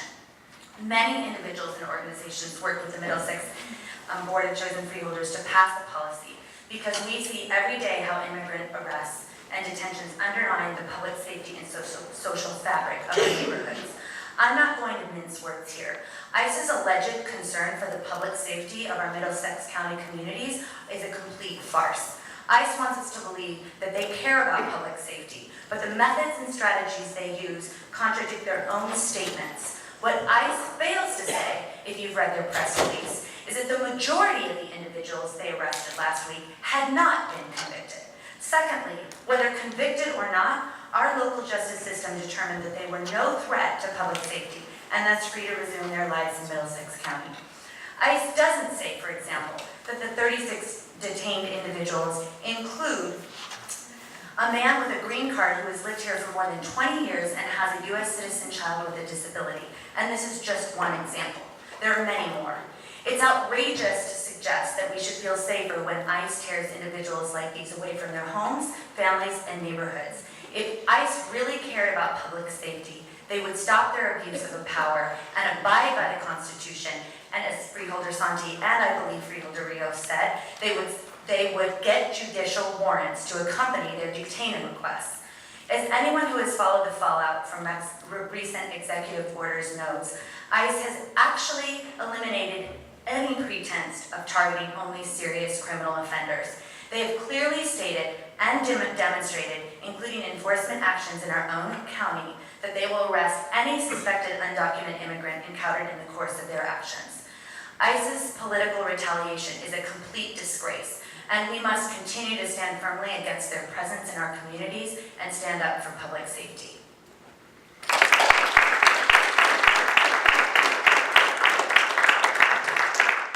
Please state your name and address, and you have 5 minutes. My name is Ellen Witt, and I live at 20 South First Avenue in Highland Park. I also just want to make a few comments about the ICE sweep last week in Middlesex County, where 36 people were arrested on charges of being possibly undocumented. Because I'm part of a local organization, DIRE, which tries to assist people who are detained by ICE, I happen to know some of the individuals and families affected by this mass arrest. I met with one of the detainees last week in Elizabeth. She is a 62-year-old grandmother to 3 U.S.-born grandchildren who struggles with serious health issues. She left her country after the murder of her brother 17 years ago. She's on probation on a one-time incident, and the Middlesex County courts found that she was no threat to the community and stated as such in their judgment. However, she is languishing in an immigration detention center, now facing possible deportation to a country where she no longer has any family or any connections. Her family here is completely distraught and terrified for what might happen to her in the future. I say this because at some point, we have to start putting a human face to the trauma that ICE inflicts on our community. Last June, the Middlesex County Freeholders took an important step to clarify its policy on ICE requests to hold people without charge for the convenience of ICE. And while it agreed to honor detainers for those convicted of a first or second degree serious offense, the Freeholder Board refused to hold people with lesser convictions for ICE without a judicial removal order. And by doing so, it protected constitutional rights and the county. However, ICE became angry that the county followed the orders of the courts instead of the requests of a federal agency, which have been ruled voluntary. ICE became angry with many cities around the country for the same reason. What is frightening to me, and I'm seriously frightened at this point, is that ICE, angry that it could not veto the rule of law, openly decided to retaliate against our county and other cities across the country. And this happened within the last couple of weeks on a massive scale. It decided to retaliate by selecting our county to conduct a major sweep targeting immigrant families as payback for a completely legal policy. In fact, ICE openly stated publicly that it was targeting locations that did not give them full access to the location's facilities. These actions had nothing to do with public safety and everything to do with retribution. And studies show that there is no correlation between increased deportation and public safety. The San Francisco Public Defender's Office, in the wake of this, called it a shameful, politically motivated intimidation tactic.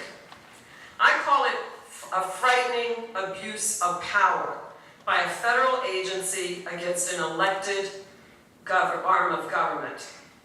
Using immigrant families as political football just prior to the elections is a shocking new low for this country, one of which we will all be ashamed of in the future. I hope everyone will reject these tactics and recognize them for what they are. Thank you.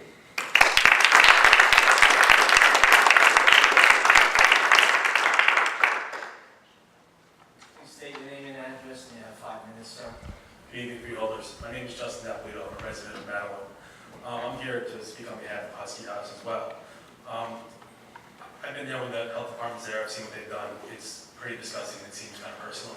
They come in and they just tear the place apart, trying to find any violation they can. People like Lorraine Healy, who own and run the facility, and well, she runs the facility, and all the volunteers work very hard to do everything they possibly can to keep these dogs in wonderful conditions. These dogs are dogs that, if they were to go anywhere else, would be instantly put down. There are two in particular, Forrest and Benson, who both are terminally ill. If they were taken by anybody else, they'd be instantly put down. She goes above and beyond more than any other shelter I've ever seen to make sure that these dogs have a life and eventually get adopted out. Having the health department come in and pretty much torture the way they do is a disgusting thing to see. She does an amazing service to this community and service to the animals. And it would be horrible to see anything happen to that facility because of whatever the reasons are that the health department comes out for. There are things, like she said, like there's surface rust on fences. There's concrete that's not even, but it's a super old facility. It's just, to be able to fix that is outrageous. To be able to require someone to fix that is outrageous. She fixes every little bit that she can. It is a safe facility. Like she said, some of the dogs damage the kennels. She's there to fix them immediately. There's no reason that there should be violations like that. There's poop on the floor, it's immediately cleaned up. There's a mess on the floor, it's immediately cleaned up. They're dogs, there's a lot of them. They create messes. That's what they do. And the volunteers and Lorraine do everything they possibly can to make sure these dogs have good lives while they're at the facility. That's all I really want to say. Thank you for letting me speak, and thank you to the veterans who serve. Thank you. You state your name and address, and you have 5 minutes. Good evening, Board of Freeholders. My name is Mina Kolta. I'm a resident of Old Bridge, New Jersey, and I'm also a Middlesex County Freeholder candidate. Today, first I wanted to thank all the veterans for all their service. I don't have family members that are veterans in this country, but I do have family members that were veterans overseas. So I know how, what you go through and how hard it is to fight for this country, just like my relatives have fought for their countries. And I do want to say that, and this is a promise that everyone can keep me to, especially the veterans, I would never kneel to the flag during the Pledge of Allegiance or the national anthem in my life, regardless of the political climate in this country. Yes, it is a First Amendment right, just like everybody has the right to say anything they want, but it's disrespectful to veterans, to police, to anyone who spilled their blood for the security of Americans here in this nation. I wanted to summarize real quickly what I've seen all year, because many people tend to overlook these things. What I've seen this year is this board pass a $458 million budget, a really bloated budget, and I think we're over budget. I'm sure somebody's going to come up with the numbers later. But I've seen this county waste away at money all year long. I've seen them spend $13 million on a 22-story apartment. I've seen the county back $34 million in loans to that 22-story apartment. I've even seen this county support that 22-story building, even though the management company is not even from this county. The management company is not even from this state. If you Googled all the management companies in Middlesex County, I found 10, okay, just 10, and you decided to use a company from Philadelphia. So you're not even supporting your residents, you're not even supporting the local business owners, you're supporting people in other states, and hopefully one day this stuff is investigated. And I'm sure it has something to do with County Council Kelso's representation of these people. I know he represents people when it comes to the municipality, he represents these organizations when it comes to municipalities in the county that pays him $180,000 that he's supposed to represent. That's fine. I'm sure one day someone will investigate these things.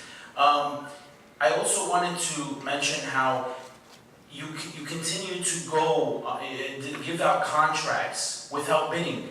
I've asked many times over, have you done bidding?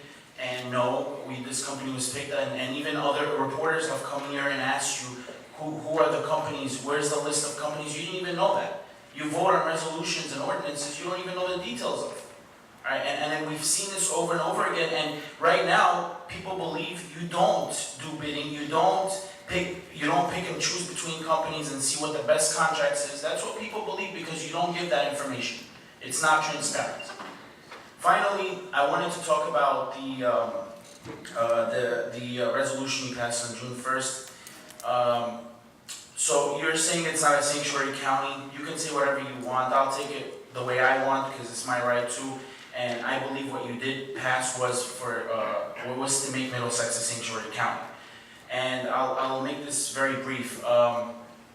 For those who know me, they know I'm a product of immigration. My parents waited in line, they waited years to come to this country. My parents came to this country and they got married here and had me here, and I was born in Brooklyn, New York, actually. I've been exposed to a lot of racism. I've been called things. Even on 9/11, I was called a dirty Arab, and people threatened to slit my throat if their parents died in a tower in my high school. I mean, I've been exposed to that. So I really can't, people can't call me a racist, but I have a right to stand up here and say that resolution is wrong. That resolution is wrong because it does put people in danger. And like Chairwoman Lucille Panos came and said she can sue you, I can sue you too. If one of my relatives got hurt by someone with a previous conviction that's not a first or second degree, gets hurt by an illegal immigrant that you let go, I have a right to sue you. So it could go both ways. The best option was not to pass anything, was to leave it alone and go to our congressmen and senators, because those are the people that address these issues. We go tell them to change the laws. We don't make federal laws or policies. What you did is illegal, and ICE has a right to come down on our heads. And hopefully they stop these criminals, all of them, the ones that you keep releasing every day. 36 people so far. Thank you. Well, let me reiterate your comments. First of all, when we purchase things, we go out to bid. And as far as our finances, if you haven't seen or heard lately, we have a AAA bond rating, that we have our fiscal house in order.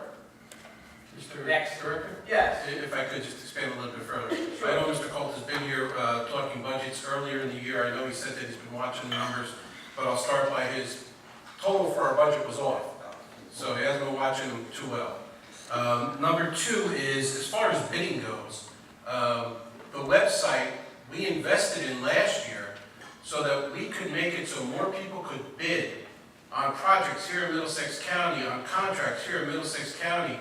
We made it easier for people to bid. And as you're claiming that we don't talk about this, is what I talked about when I was in finance last year.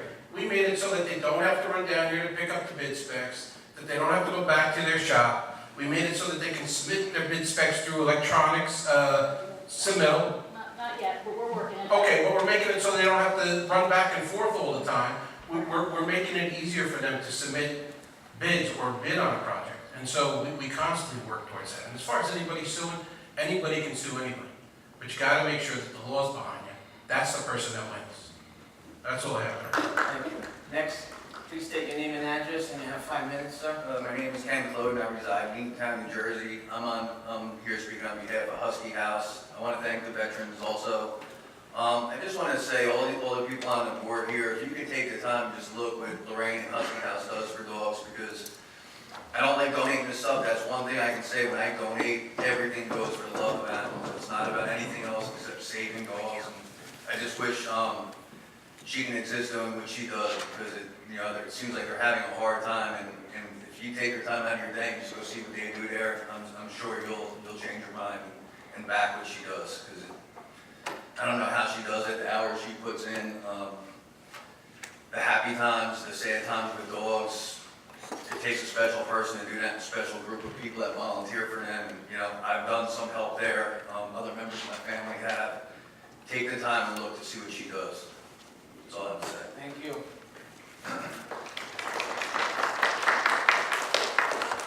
Please state your name and address, and you have 5 minutes. Hi, my name is Tara Flanagan, and I live in Eatontown, and I'm here to speak on Husky House behalf. And it's upsetting to see how harassed that she does get. I want to know who on the board for her who can help her. Who can help this organization? They take zero tax money, and they actually take a lot of the weight off the government here to dispose of dogs, and she finds some happy homes and families. Who can help her? I know there's somebody who's working against her, but who can support her here? the only thing I can tell you is that there's no one here in this county government that's willfully hurting anyone, going out of their way to try to hurt anyone. If the health department is issuing summonses or violations, they're doing it to make the place safer, and I can't even answer all the questions as far as that. It's But great. they have You a got two license to different ones, protect as well, and they have to protect all entities involved. I So there's nobody volunteered that's going out of personally their in way. there, and there is nothing but love and compassion and care, and it's cleaner than most people's homes. They take care of these dogs. Dogs just do what they do. I mean, anybody who has a dog, they're a constant cleanup. Something can get broke in anybody's home. It doesn't shut their home down and make people move out. But who's here that's going to help? You got 2 new hurricane response cars, trucks. She'll mobilize more people on a daily basis than those cars will ever do. Do you all realize what she's doing? And nobody's here. You can volunteer there. You can go sign up, volunteer, and see her struggles. How else can you judge sitting there and saying it's okay for it to be shut down when you're not even there in the thick of it to see what she does? She, on Facebook, everybody all over the country.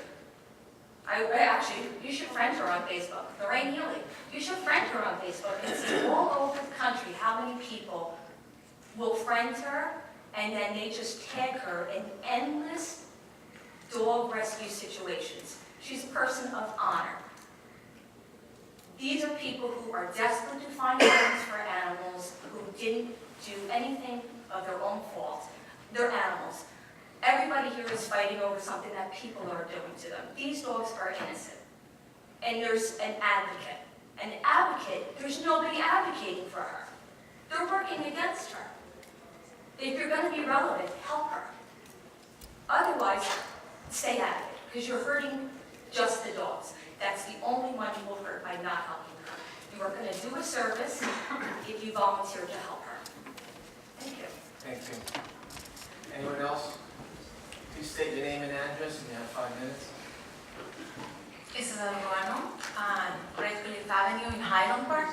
I just wanted to state my support to the county's policy on immigration detainers. And I'm just not going to speak tonight, but just for the record, I wanted to make it clear for all the people talking about those 36 people who were horrible people who were in detention and were these horrible criminals that the county let go. It couldn't be farther from the truth.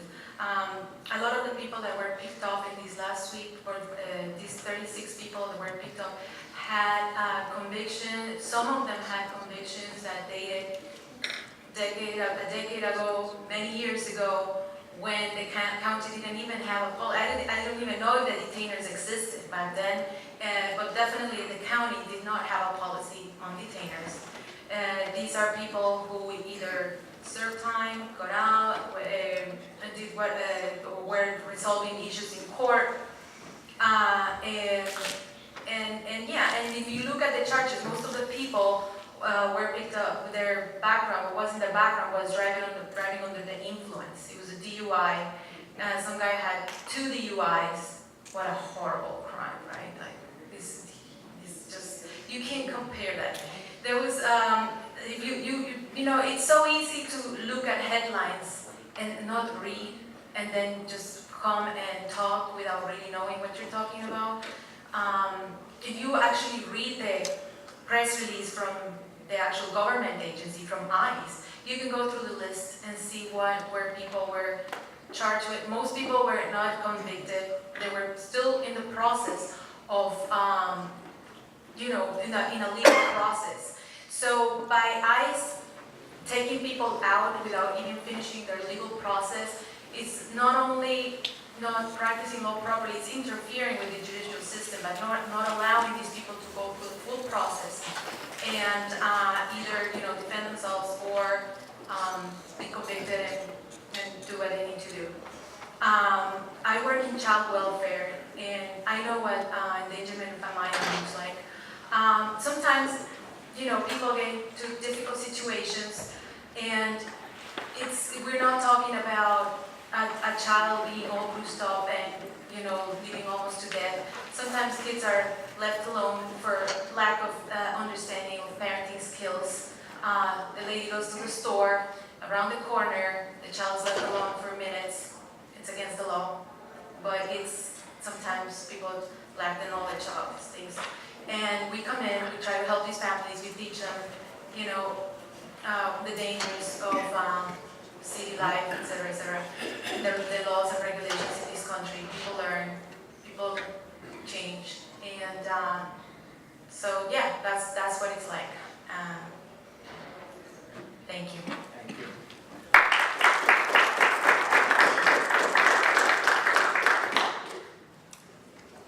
Please state your name and address, and you have 5 minutes. My name is Zach Ivanko. I'm here with Husky House as well. I have a few members that were servicemen, so just want to say genuinely appreciate everyone here that has donated their lives for our country. I do appreciate that.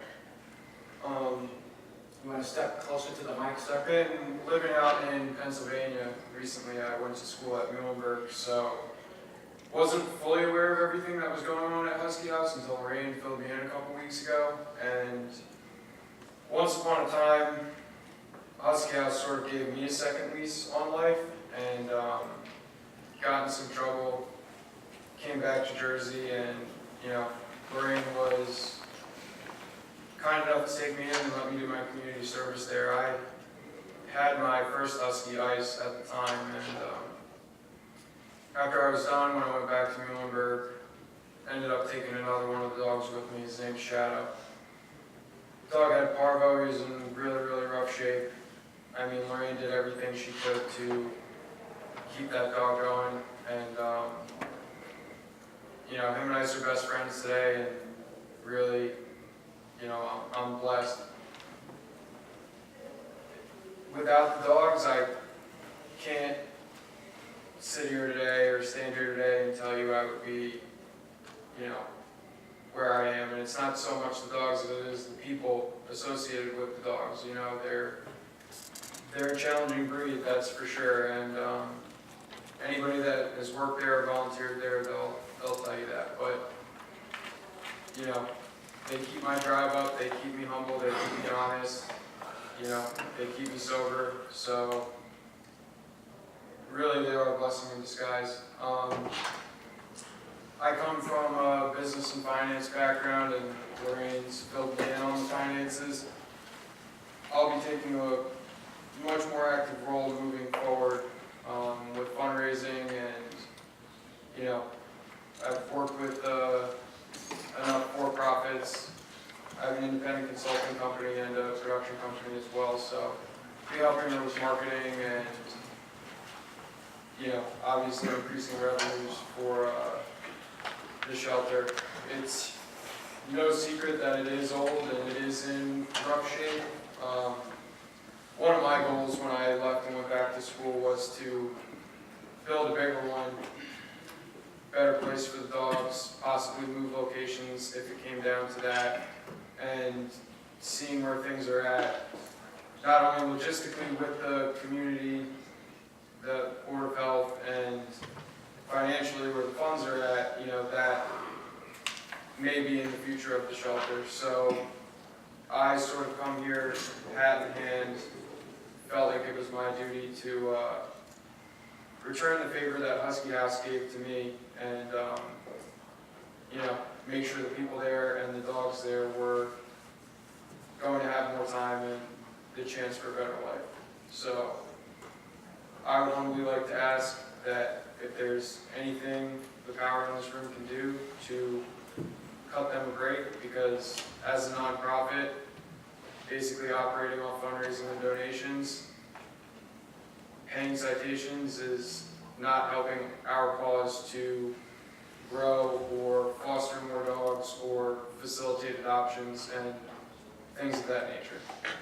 And again, I'm here explicitly stating that I'm stepping in to take a more active role and, generate more fundraising, have more dogs fostered, actively searching for new space, So if it really is that big of an issue for a community, you guys have, ladies and gentlemen, I apologize, have my word that I will be doing everything in my power with the network of people that I work with on a daily basis to ensure that it won't be an issue for the community anymore.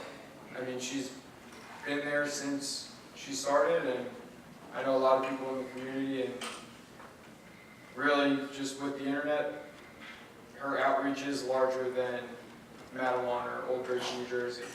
So just seeing how far people will drive, or how far I've driven to do a home visit, or people coming down from Maine or out from Pennsylvania, or even from down south to foster a dog or do an adoption, I don't see there being any issue with us having to move. I still feel like we will have more than enough. Thank you. Appreciate it. Next. I know You had your time up, ma'am. Thank you. Can I just ask? Your time is up. As an elected official, I had a person dealing with Husky House, and I'd like to... Your time is up. Charlie, you next, otherwise we're going to adjourn. Let's go. Thank you. I never thought you'd be so excited to hear from me.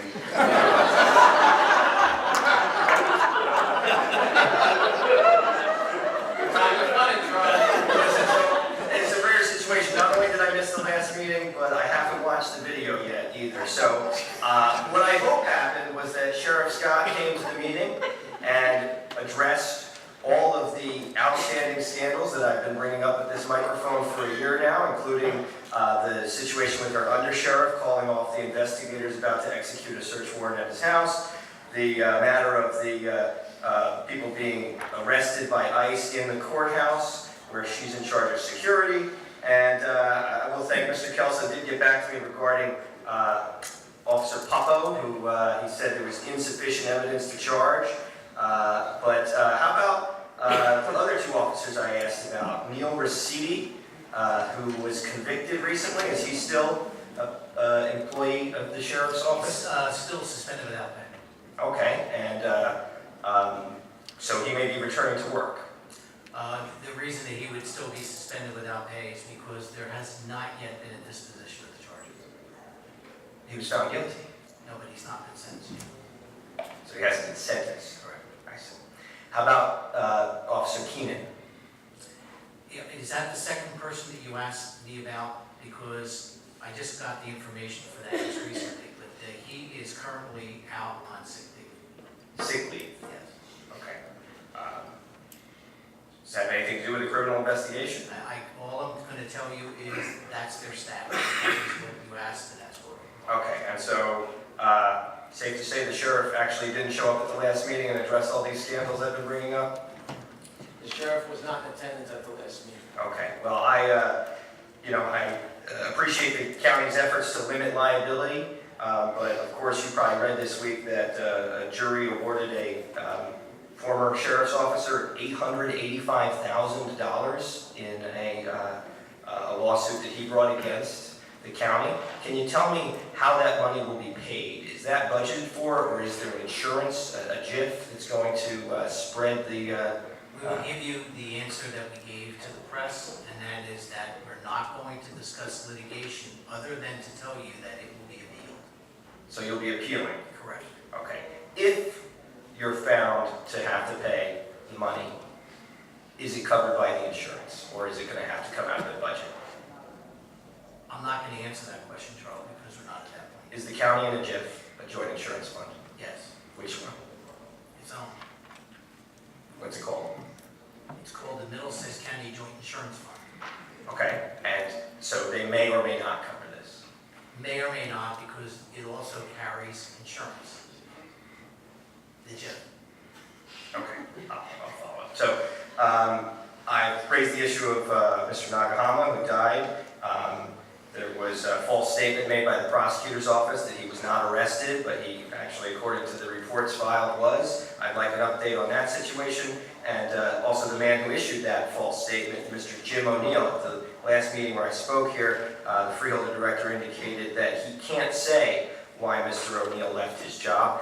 Is that because you don't know? I don't know. Okay. I believe it was for an inappropriate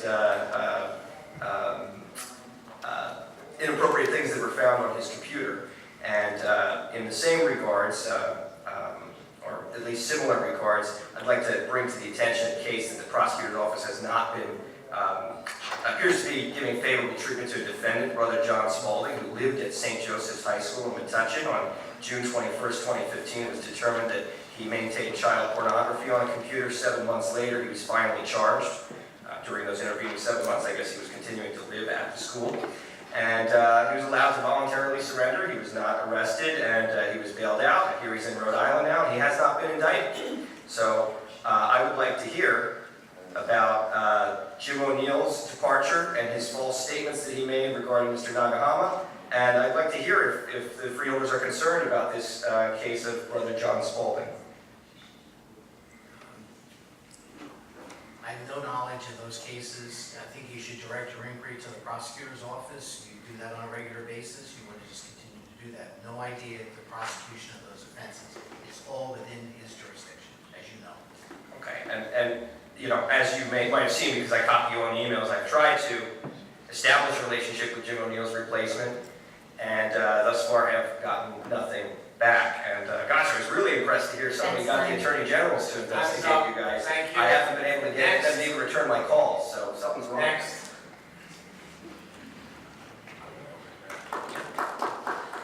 Please state your name and address, and you have 5 minutes. My name is Gloria McClure. I'm with Husky House. I actually live in Queens, New York. I started volunteering for Husky House in 2007, 10 years ago. There are tons of shelters near me. There are a lot of rescues near me. But I deal with the Verrazano and the Outer Bridge Crossing and the Belch Parkway just to get to Husky House because it's an organization that I believe in. We were foster-based for the first 4 years that I was with them. And we weren't able to save as many dogs as we are now because we needed to find foster homes for them. So when we had a facility, it was a blessing. It's an old facility, but the dogs are perfectly safe, and we're able to take dogs that we can rehabilitate and put them into homes. I always tell Lorraine that, to me, a rescue is final when the dog is on a couch, on a bed, being loved by a family, being somebody's family member. And without the facility, we're not able to do that with as many dogs as we'd like to.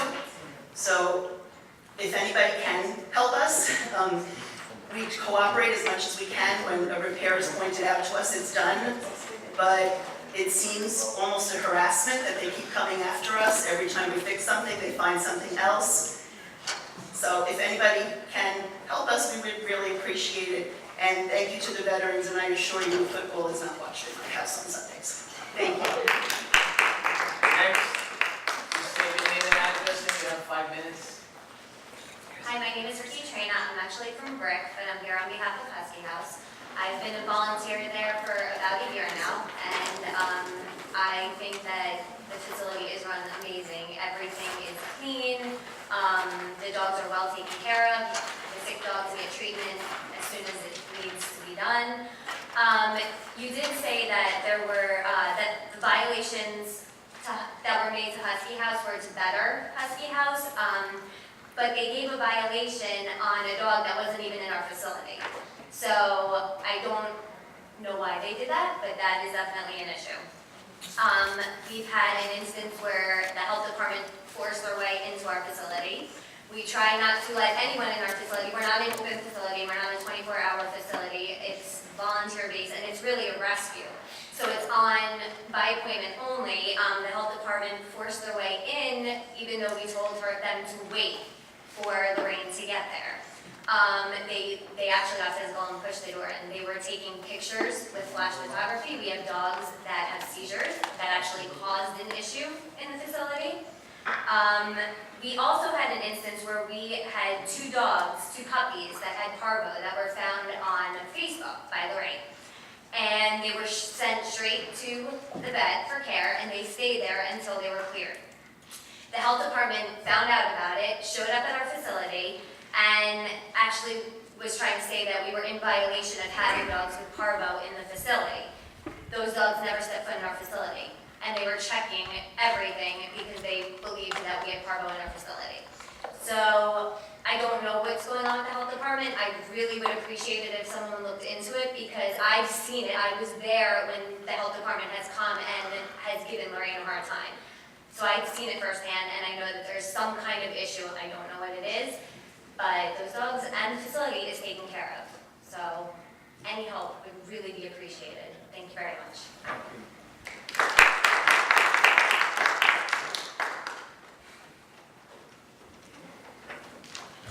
Please state your name and address. You have 5 minutes.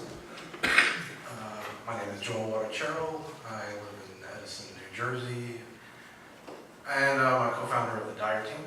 I just, with all the different opinions and comments made today, I just really wanted to thank the Middlesex Council here for your policy on sanctuary. I should say, some people think that it's sanctuary, but your policy is right on target. And but unfortunately, we still see incidences.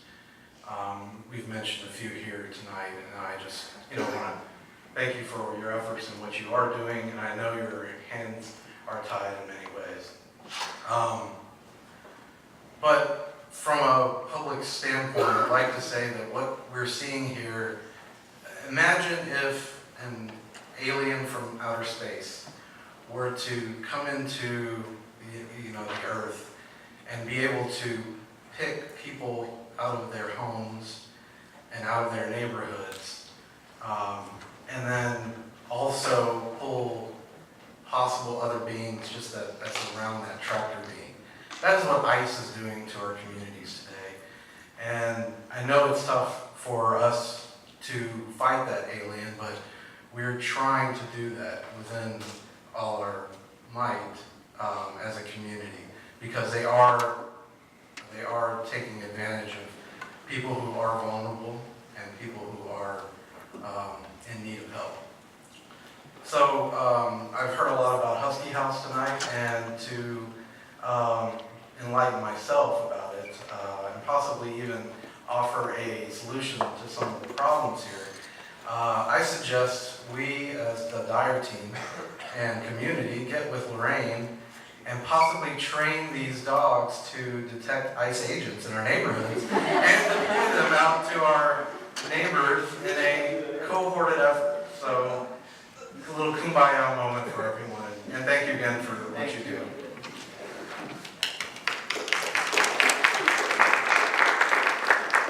Please state your name and address. You have 5 minutes. Hello, I'm Sid Madison, I live in Piscataway on Blackford Avenue. I'm here as the last person in the line. I specifically kept letting people go in front of me because my ask is something, A, that you can do as individuals or as a board. And secondly, my ask has to do with natural law as opposed to man-made law. It has to do with climate change. And I'm going to show you my shirt. Everybody can read the 2 things on it. The first thing says keep calm, and that's because it's a big, big problem, because basically the public doesn't understand it and they need some leadership, and that's why I'm here to ask you to do, to provide the leadership. The second thing that I'm concerned about is not only does the public not understand it, but the duration of what we're doing is going to go on for generations and generations. And the time to stop it is as soon as possible. And the way to stop it was the bottom part of my t-shirt.